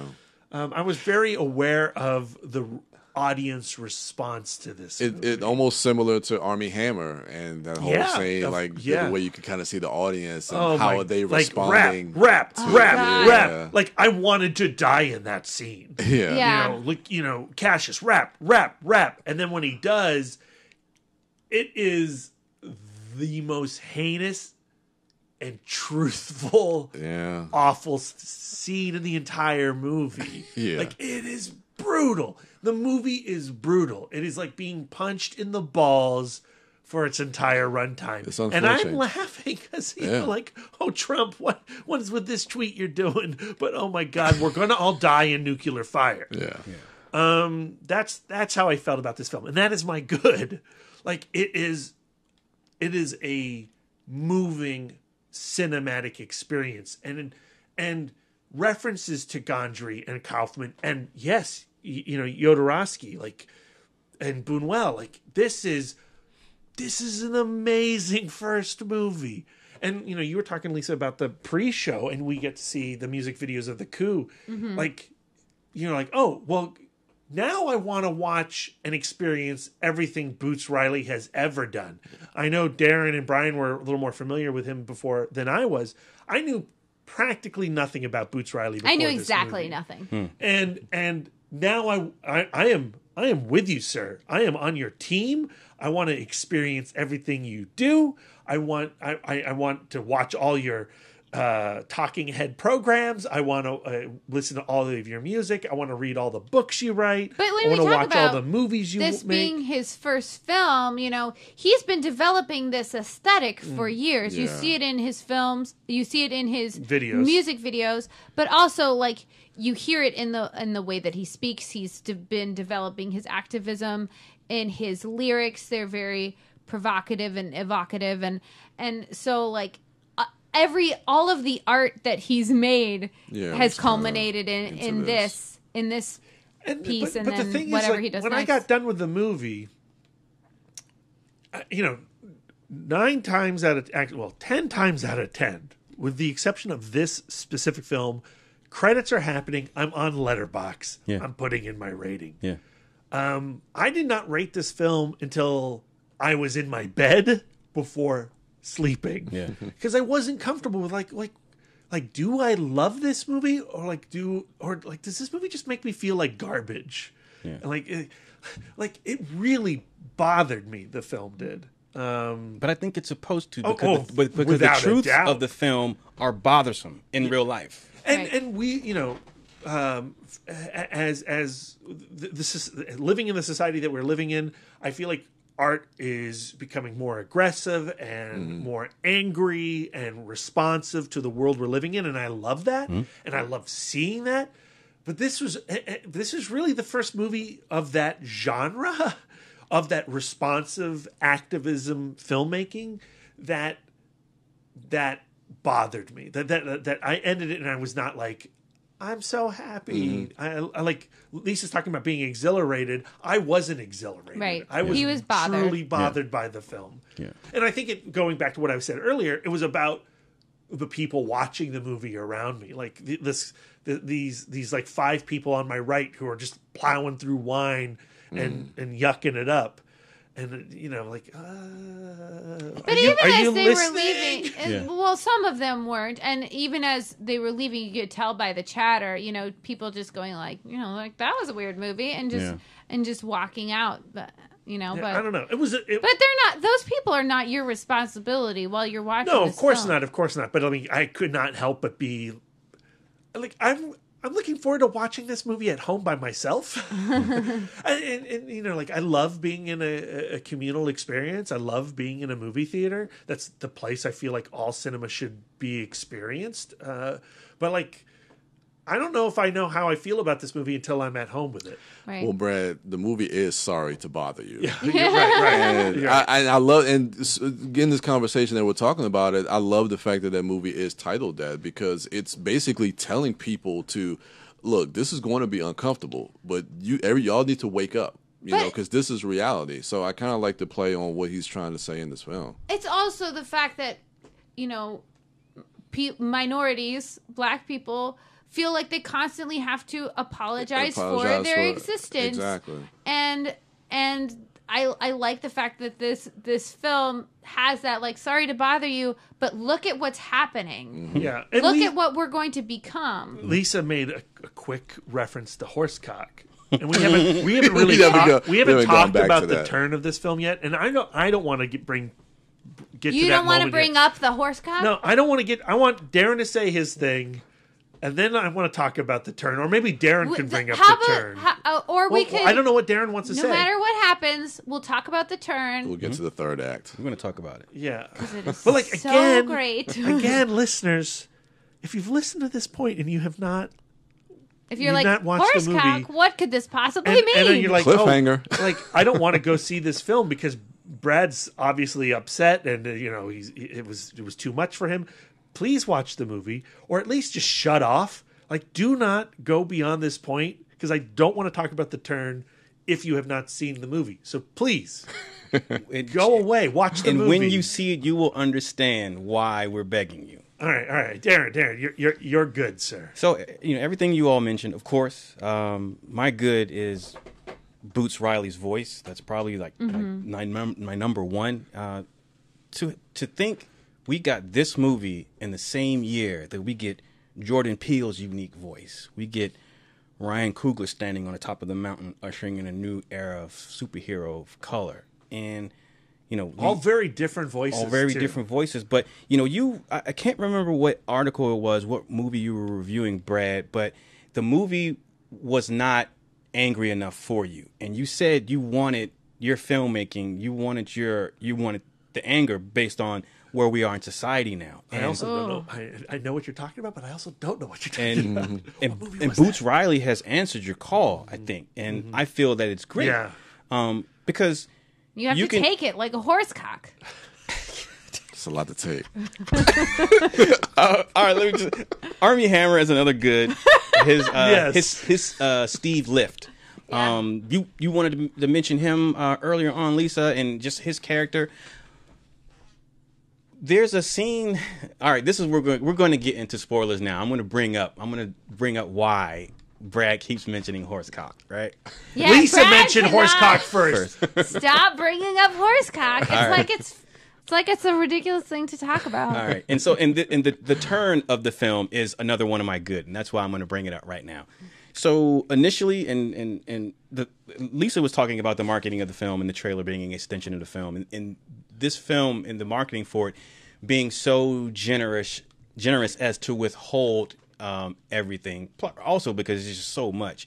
But so it goes beyond Cassius compromising himself and his morals and using his white voice and climbing the ladder to become a power caller. Well, the real evil in the reveal of the film, it turns out, is, it's not just the Worry-Free Corporation. It's what Steve Lift, who's played by Armie Hammer, it's what his endeavor is, what his company and his corporation and his aim is to do. And so, there's talk of selling slave labor in the film, and in what he's done, and he's pioneered this medical science where he's fusing the DNA of horses and human beings to create a stronger workforce, a naturally stronger workforce.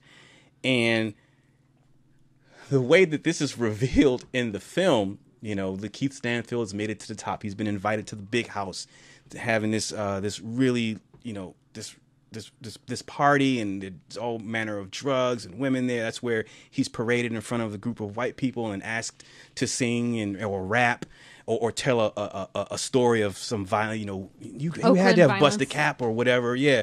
So at this party, he gets his one-on-one time with Steve Lift, and he offers him this plate of cocaine.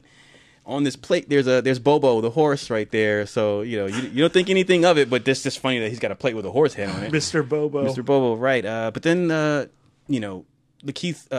Cassius has to use the restroom, and so he goes down the hall. He's supposed to go to the Jade door, but before he snorts it, he snorts the cocaine on the plate. Yeah.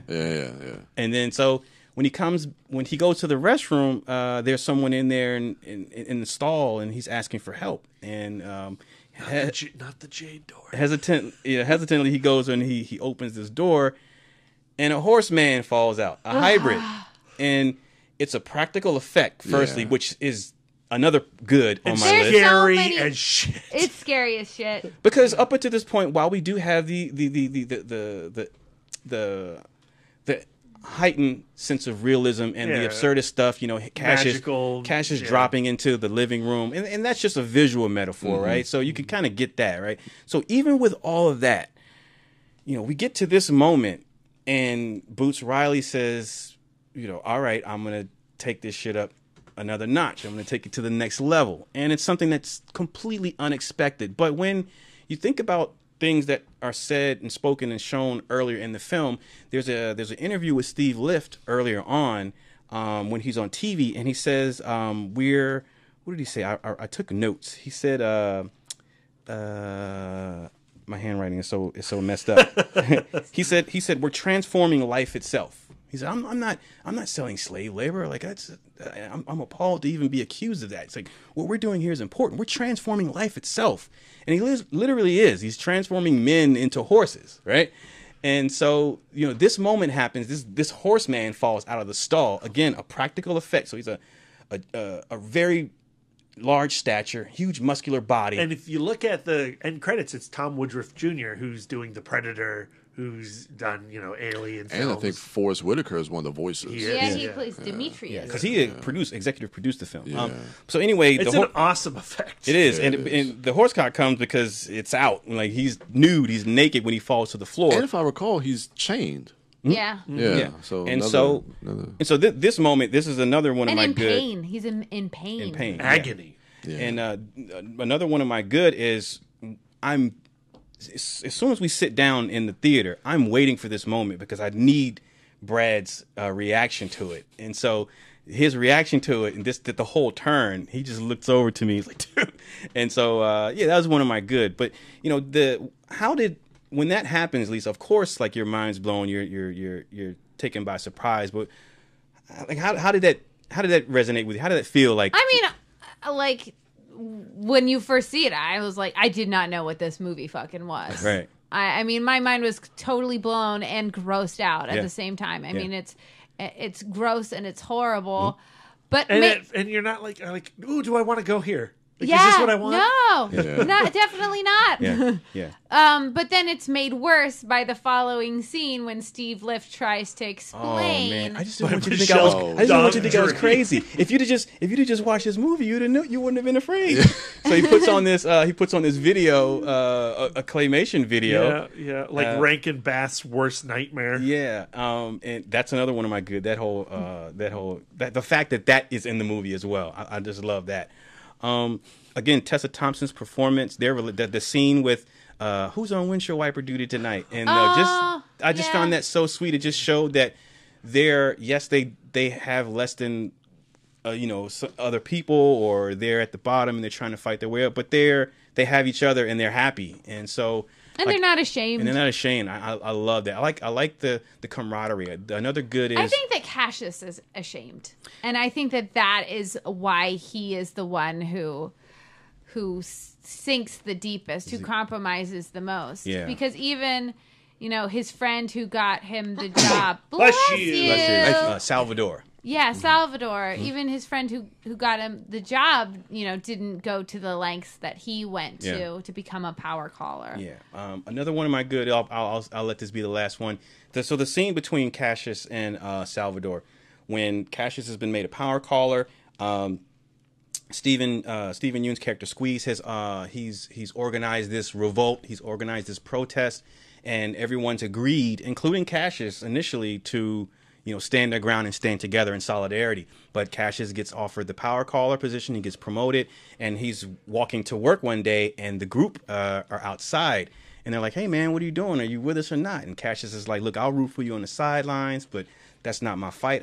And so they have this fight, and this is the point right here. So in this moment, when Cassius and Salvador are having this confrontation, this verbal confrontation, it's the scene comes off funny because instead of berating each other and breaking each other down, two black men breaking each other down or resorting to violence or saying some negative things or one calling the other the N-word or whatever, instead of doing that, they're complimenting each other. You smell good. What do you have on? But they're angry. So you don't. Is it sarcasm or whatever? But it's odd because it comes out of left field in the way that they're in what they're saying in their choice of words or whatever. But for me, I appreciated that Boots Riley got across that there are two people who shared two different ideals or two different opinions, and they were allowed to confront each other without breaking each other down and being, having one black man be negative to another black man. And for me, I feel like that was huge, and so that's my last good point. It's interesting. I was just thinking about this, and I had a conversation with a friend of mine this past Friday, And it's making me think about this film a little bit more. I'm trying to put it into context right now. But the scene when, I was about to call him Glenn, Stephen Yeun's character, Squeeze, starts the strike, the protest, when he says, we're going to put the phones down. And how Cassius is enticed when his bosses call him into the office to offer him the position to become a power caller. And again, it goes back to what I was saying about that whole idea of divide and conquer, where it's like you said, you want them to stand in solidarity, but yet it's like his boss is like, look, you got this great opportunity where you can make all this money, and it's like, so they're enticing him to not have that solidarity, and that's how you break down the base. That's how you break that down, because he has, he's got a family to feed. He's got to pay his uncle. He's got bills he's got to pay. But it made me start to think, because I just had a conversation, and I think this goes to a deeper issue that we have in our society, and probably more specifically with our culture, with Black people as well. I was talking to a friend of mine the other day about this whole thing that happened with Papa John's and the guy. And, he got caught saying the N-word on a conference call. And it was funny. I said to myself, I'm like, oh, well, I got to stop eating Papa John's. And I was talking to my friend of mine, and he was like, man, you know what? It's like people say that, and I was telling him, like, there's so much power that we have in our dollar. Like, if we stop spending money, we could really hurt these corporations, but we don't do it. We don't do it at all. And it almost goes to the same point that Cassius is in. It's like you can stand with these people and do something greater that could benefit everybody, but yet, you're just thinking about yourself. And granted, I get what he's trying to do, but he's like, look, I got to take care of me. I got to take care of my family. I got bills to pay. And I think that's inherently a lot of us think. Instead of seeing the bigger cause of it, we just focus on doing me, doing us. Don't eat Papa John's. Don't eat Jimmy John's. Don't eat Chick-fil-A. Yeah.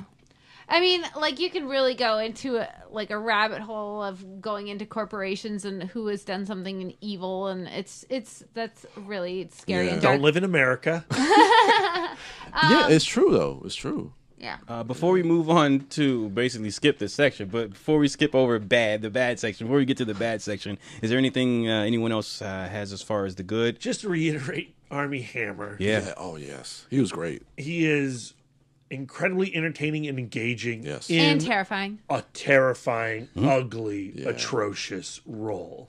That's the second time around. The scene where Cassius is paraded out in front of all these people and asked to firstly tell me a gang story, tell me a story, because Steve Lift has just told this group of people this horrifying story of when he was on safari and he emptied a clip of AK-47 into a rhinoceros, and they showed he looked like friggin' what's the Jigsaw from the Punisher movie. That's the best joke in the entire nuts movie. And it's horrifying. But yeah, so this scene, he said, okay, I told my story. Like, tell me, Cassius, you gotta have a story where you bust a cap, and Cassius says, no, man, I'm not into that. He says, okay, we'll rap. You gotta, can you rap first? You gotta know how to rap. So, like, watching that scene this second time, it was affecting the first time, but just for some reason, like the second time I watched this scene, it was really hurtful. It was really painful. But firstly, because I've experienced that at least twice. 2 times it wasn't involving directly me. It was my best friend who I was with. But the other time it was involving me. And it reminds me of, and they may not have meant any harm by it, but it reminds me of that situation, that thing that happened in San Diego. Oh, I was just thinking about it. And so I guess it's 4 times then. For the people who don't know, the scene is Brian, Lisa, and Brad are hanging out at Hard Rock Cafe in San Diego. And these Korean teenagers from South Korea see Brian, who's black, and they're huge fans of black people, and they want their photo with a black person. And they take a photo with me, and they've got their bling and and asking me if I like hip hop. And that right there, like that right there, that moment right there is what Steve Lift did. And for them, it may have been innocuous. They may not have been. They don't understand the cultural exactly. Yeah. Right, exactly. but the other times that I have experienced it and was with my friend when he experienced it, like these motherfuckers knew better, right? They were American. They weren't Korean. They weren't visiting. They weren't tourists. And it's so hurtful. And then he goes out to actually try to rap, and then where that goes to the end of that scene was so sad. It was really sad for me this time, like, extremely sad. And then the scene after the horse reveal, when he's just like, "Yeah, hey, you just need to watch this video," is really scary. Yeah. I just didn't want you to think I was crazy. If you'd have seen this video, and he's you got wouldn't have been this scared. gun in his hand the entire time. Yeah, it's really unnerving. But all of the things that I found. Oh, and another good, Tessa Thompson's her performance art with her excerpt from The Last Dragon. I appreciated that so much. But also like the visual of her standing her ground on her moral ground, regardless of how painful it's going to be, regardless of how nasty and ugly it's going to be, when people are hurling cell phones at her, balloons filled with sheep's blood, and so she's standing and she's taking it. Do you think she's doing something sincere in that moment, or to get back at Cassius, or she's using Lily James's voice? It's not her own voice. She is using her sexuality in a provocative way because she knows that she is an artist and this is how she makes her money. Like, I think that's a very gray scene because there is something beautiful about her strength and her trying to represent that idea. But I think the fact that she's using somebody else's voice is some kind of indication that there is some kind of compromise there that she's not entirely comfortable with. Yeah. And Brad, you brought up another instance of her compromise when she's doing her art gallery has its opening and she's using her British voice. Right. Mm-hmm. So she is not above compromise. So and I wonder if that is what she feels like she has in common with Cassius and why she considered him to be the real one, because she has this side that she presents in this format to, like Cassius said, sell art to rich people. Like, what is that about? You know? Yeah. I don't know. Interesting. Yeah. But that's the movie. That's the movie. Something that these ideas that you can and should go deeper with, especially on subsequent viewings, I think. Yeah. I mean, you guys got me thinking, man. I'm thinking of all this other stuff. Like I mentioned also, like the idea of conformity. Like when you talk about Cassius, when he goes up to be a power caller, and we haven't talked about Amari Hardwick, but like voiced by Patton Oswalt. Yeah. And when you go up there, he's like, when you're up here, you always have to use your white voice. And it's just that I'm thinking about it now, like corporate America. We talk about it, like we talked about it before. It's like whenever you're at work, it's like, like you can't be black when you're here. You gotta be here when you're like at all times. Like we don't want any of that. And it's just that idea of just like, okay, we have to all be unified and conform to be a certain thing that we're not. And I don't know, man. It's deep, man. It goes to so many different layers. Yeah. I also like when the lamps split open and out pop better lamps. Oh man, yeah. Oh, the visual of that scene when they lay down and the people off camera pull their clothes off and change the scene and the setting around them. Yes. I think that's just. I mean, like it's clever. It sounds like unfair, but I'm just like, that's fucking smart. Like that's a great way to kind of practically show this shift. And we talked mostly about the performance and ideas of the film, but again. Boots Riley, the way he shot this is so inventive in a lot of scenes. Again, with the insertion of this animated segment, the practical effects of the, what do they call them? Equestrian. Equisapiens. Equisapiens, like the visualization of that. But that particular scene that you were just talking about, Lisa, that transition scene, how that's done. Or even just something very minor, like the picture of his father that he keeps with him, and how he just keeps changing. It reminds me of in the Coen Brothers version of The Lady Killers, how Othar's painting is always changing based on what's happening in the plot. I love that because it's always just like you just that feeling of his father is always there and wanting him to do the right thing and being disappointed. But that means Cassius knows better. That means he knows that that what he's doing is wrong. Exactly. Yeah. Absolutely. All right, Brian, the bad of Sorry to Bother. I mean, it's really no bad. I mean, if I had to really kind of nitpick, nitpick. Yeah, like nitpick. I would just say like Boots Riley is tackling a lot in this movie. He's tackling a lot, and I mean, for some people, it may not land for everybody. I think if you're sorry, Brian, you know how I love to interrupt. It's all good. I have talked to a few folks, specifically talked to Kern, one of our favorite listeners. Yes. When we went and saw 2001: A Space Odyssey the other week, he wasn't as keen on the film. Oh yeah, he didn't dig it. And I think, sorry to speak for you, Kern, but you're not here in the Dork Cave, so I'm gonna. And where's our 5-star review from you, Kern? Yeah, Kern. So I'm gonna speak for you. But he 5 stars, Kern. We would plug whatever. He felt like the surrealism and the comedy got in the way of the message. And I think if you're a literal-minded person like Kern, I don't mean to sound like that, Kern, I apologize. But if you're not like receptive to this style of storytelling, you could be put off by it. Like the woman who, when credits went up, she goes like, well, that was a weird movie. No shit, lady. Yeah.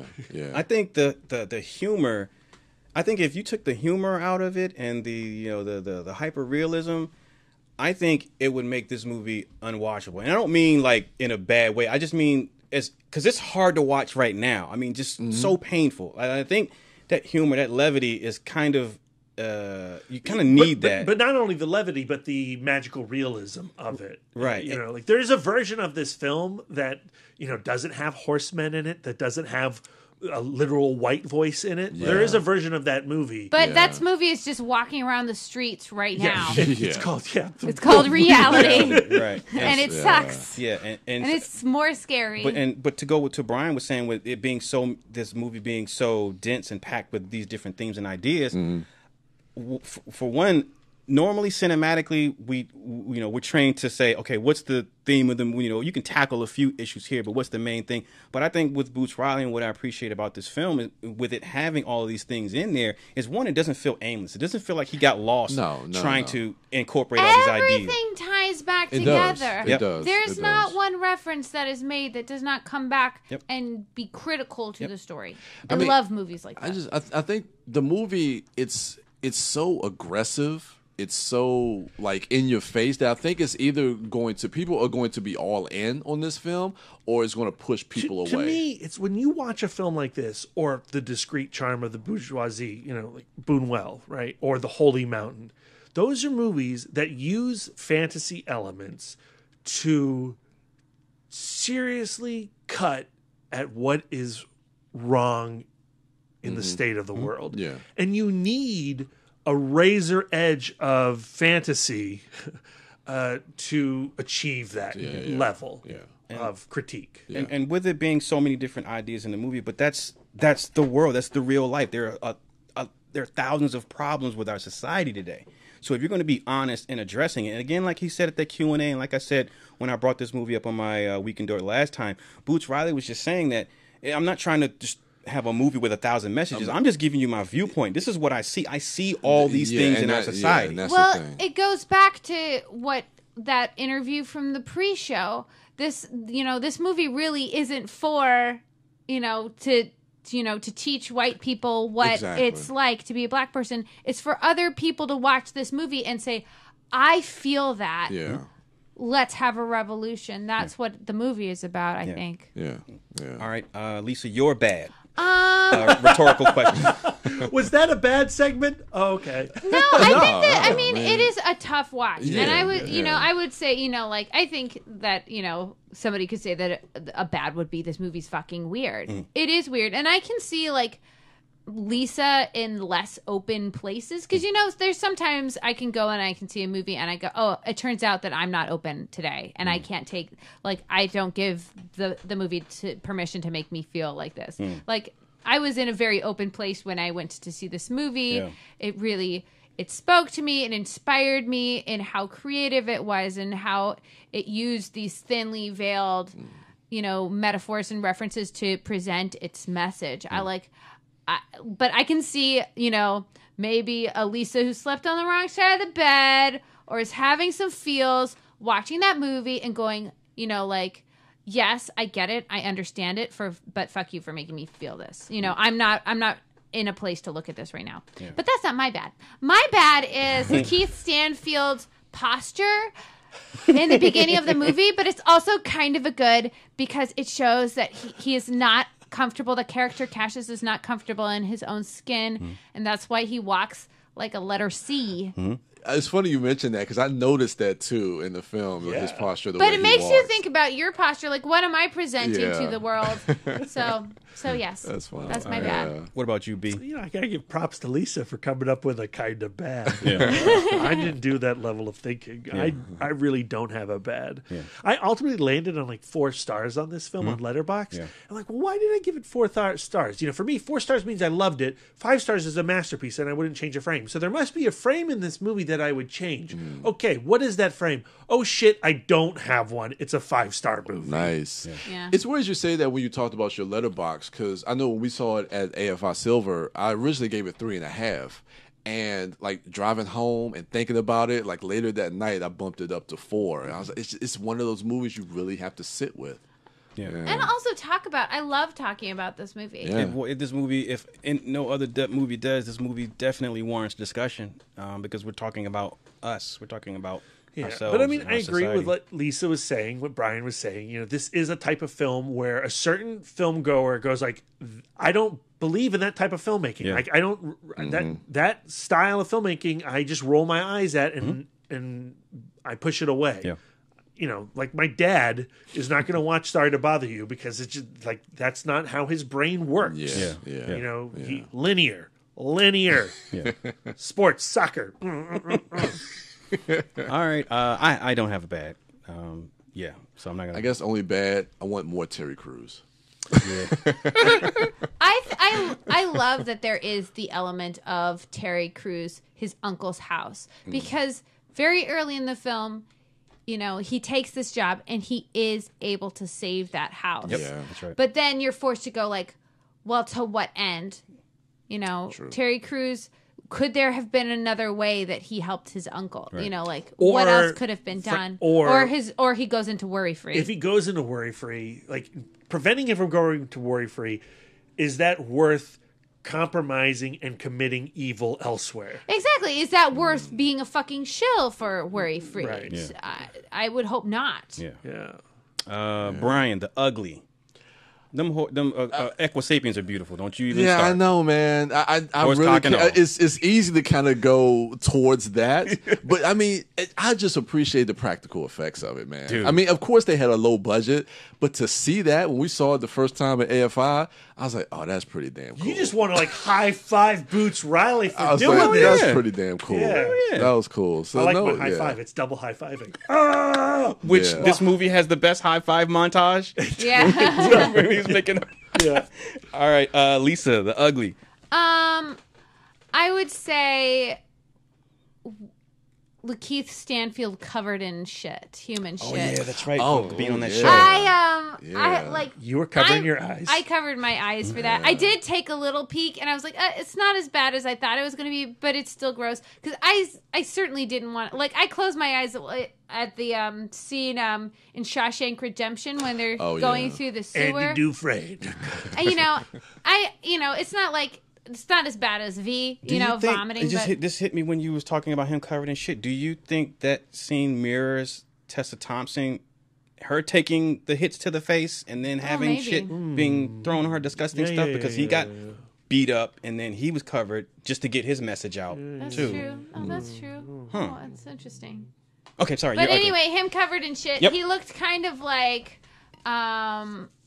I don't know. It's just those little eyes peeking out. He looked like, what was that brown dog on the Muppets? Oh, Rolf? He looked like Rolf. Fuck you forever. He kind of looked, he had the Rolf is a beautiful, beautiful creature. He is, but he had the long floppy, Cassius had these long floppy, did you notice that? It was like he had long floppy ears. What was that? Definitely some kind of gathering of fecal matter. Okay. All right. Can we move on? It was ugly. It was really ugly. It was. Sorry. Brad. My ugly is the last scene of the movie. Before the credit? Oh, yeah. Before the credits, Actually, both. Let's go with both. I'm going to take both of them right now, okay? That Cassius is going to be turned into a horseman, and he will be their Martin Luther King. And then the post-credit scene when the horses come for revenge as to Steve Liff, Armie Hammer, and Armie Hammer's limping on over because Armie Hammer's obviously been snorting the goods. And so do you think there's an antidote? Because like he said that there's an antidote. Yeah, I'm sure he's been manipulating the medicine just so he can have a large penis. Yeah, that's why what he's limping. Because he seems very intrigued So by hopefully, that particular hopefully Cassius element. can get the antidote. When I went to New Orleans to the set, we were talking to Armie Hammer about the ending of the film, and Armie Hammer's like, yeah, I've got a horse kit. I've got a horse dick. Oh, wow, okay. Yeah. Spoilers. All right. Do bleep that out because Brad's not supposed to talk about that. I didn't sign anything on that set. Oh. I think that isn't it implied? Yeah, but I'm not supposed to talk about like the stuff that are involved with that movie. This is a different movie, and the movie's out. Oh. Okay. I think I'm fine. I don't want you to get in trouble. No, I'm not going to get in trouble. Just bleep it out. Armie Hammer, man, he's so good. Handsome. Man. He is, man. He's so handsome. It's good with criminal. I'm with a glad beard. he's using his powers for good. Looks good in the beard. I mean, he does feel like a modern day Calvin Candy, but I mean, but it might be a little worse. But the ugly for me, I would say, is the truth in the film. You know, that's the truth in the film. The ugly truth. All of it. And I was going to single out that one scene that we talked about earlier, but it's all of the truth in the film. And it's supposed to be because in our world, in our society, that's what it is. And it's ugly. Like if we're not watching this movie and you're watching the news or you're online and you're seeing like all the horrible shit that's going on, it's ugly. And I mean, I just feel like we're all walking around with a level of disgust that we're not comfortable with. Yeah. And I really admire artists who can express disgust because disgust is so complicated because it's not even like it's anger, but it's also something else. Yeah.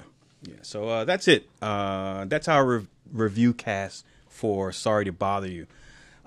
We hope you did not get to this point without seeing this film. Oh my God, I would be so mad at you if you did that. Even if you did, go see this movie, please. You know what's funny? On Instagram, we had somebody respond to your post. On Facebook, you made that post about Sorry to Bother You. Hey, we're going to record an episode. I can't wait. I'm so excited. You need to see this movie. Please go and see this movie. And somebody on Instagram responded to that by saying, hey, what's this film actually about? No one will tell me. And I'm like, it's about Boots Riley's point of view on us in society, right? Yeah. And then he responded back like, yeah, thanks for no thanks. I went ahead. I guess I'm going to go ahead and like read a spoiler review because time is money and movies cost a lot. And I was like, dude, like what's like, just go. Watch the movie or don't watch the movie. Like, I don't understand why you'd want to know everything about this film before you go see a movie. But that being said, my mom did the exact same thing for Infinity War. Before she saw it, she needed to know about the Thanos and the snapping and the. I mean, I get it. You know, movies do cost. Everybody doesn't have like an endless amount of money to go watch movies. But at the end of the day, if you're intrigued by the film, go see the damn film. Yeah, just go see it. Make your own opinion up. Really? Yeah. I mean, so weird. I don't know. The internet. But it's interesting though because we talked about the trailer, like. The movie is kind of marketed at the whole idea of using your white voice to get up in the ranks. But yet this movie, and we in this discussion, that's probably the least thing we talked about in this or what this movie is actually about. So I just find it interesting that it's marketed one way, but then you go in and get a wholly different experience when you watch guys the film. said on the Weekend Dork last week, you know, it takes that point and then it steps through the door. And that's just a portion of the social commentary that Boots Riley's talking about. It's like false advertisement, but in a good way. Yeah, but I don't think the trailer is false advertising. It's not. That what the trailer does is present a thesis statement, and if you buy that thesis statement, jumps off you from there. will. You should buy the ticket. You'll buy the movie. Yeah, absolutely. Brian, the Turtle Dork. Before we do that, I know this episode is so fucking long. You're welcome for all this free content, people. Here's the thing: we're not going to be back next week because we're going to be in Comic-Con, so you got to enjoy this 2 hours. Just out of curiosity, I decided to go to kidsinmind.com. This is the website I use sometimes to look to see if there's any vomiting in films. But what I love is that it's like super fucking detailed. So about like different things, so parents can go, well, should I take my child to see Sorry to Bother You? What's going to be? And they go into a ridiculous amount of detail. So they rate in terms of sex and nudity. So each thing is rated on a 10-point scale. So in terms of sex and nudity, it gets a 7. And their first point is, this is a quote, kidsandmind.com, a half dozen human-horse hybrids walk upright and display penises that are nearly 2 feet long. A claymation cave woman has hairy breasts and nipples that bounce in the wind. And we also see her bare buttocks. A woman wears earrings that are sequined penises and testicles. So if you do want to hear every single element that is in this movie, you can check out kidsandmind.com. Yeah. And I need to go to that site more But it's often. missing a lot of context, so be warned. A man tells a group that he may have contracted chlamydia or gonorrhea. Parentheses, no explanation is given. Close parentheses, period. That's dope. That's dope. All right. It is VF, though. It is. Yeah. All right. So let us know what you thought once you see this film at ItModcast on Twitter, Instagram, and Facebook. Brian, I'm not even going to ask any of you. We're just going to hear him get out of here because I already know what we're all looking forward to this coming week. Equalizer 2. Mother, you should be looking forward to the same things, listener, because we're going to bombard you with nothing but San Diego Comic-Con 2018 goodness. Stay tuned. God. If you're not already following us on Facebook, make sure you do so because we'll get some Facebook Live videos up for you. If you're not following us on YouTube, please do so because we're going to get some video content. And on Instagram, Twitter, yes, we're using the hashtag ItModCon. So Yes. we'll have the SDCC 2018 hashtag, but we'll also have ItModCon. So if you just want to focus on what the dorks are doing, follow ItModCon. Yes, and you do want to follow what the dorks are doing. Just the dorks. Brian can be found at the Turtle Dork on Twitter, at the Turtle Dork 1 on Instagram, and at Brian William Young on Facebook. Wife Dork can be found at Sidewalk Siren and at Bake Dork on Twitter and Instagram, and also at Sidewalk Siren on Letterboxd. My big little brother B can be found at Mouth Dork on Twitter, Instagram, Facebook, Letterboxd, and Untapped. And I can be found at the Disco Dork on all social medias. And all 4 of us can be found on the West Coast in a few days if you really want to find us. Thank you all for listening, everyone. Enjoy the rest of your week. Get ready for an onslaught of coverage from San Diego Comic-Con from ItMod. And thank you all for listening. And until next time.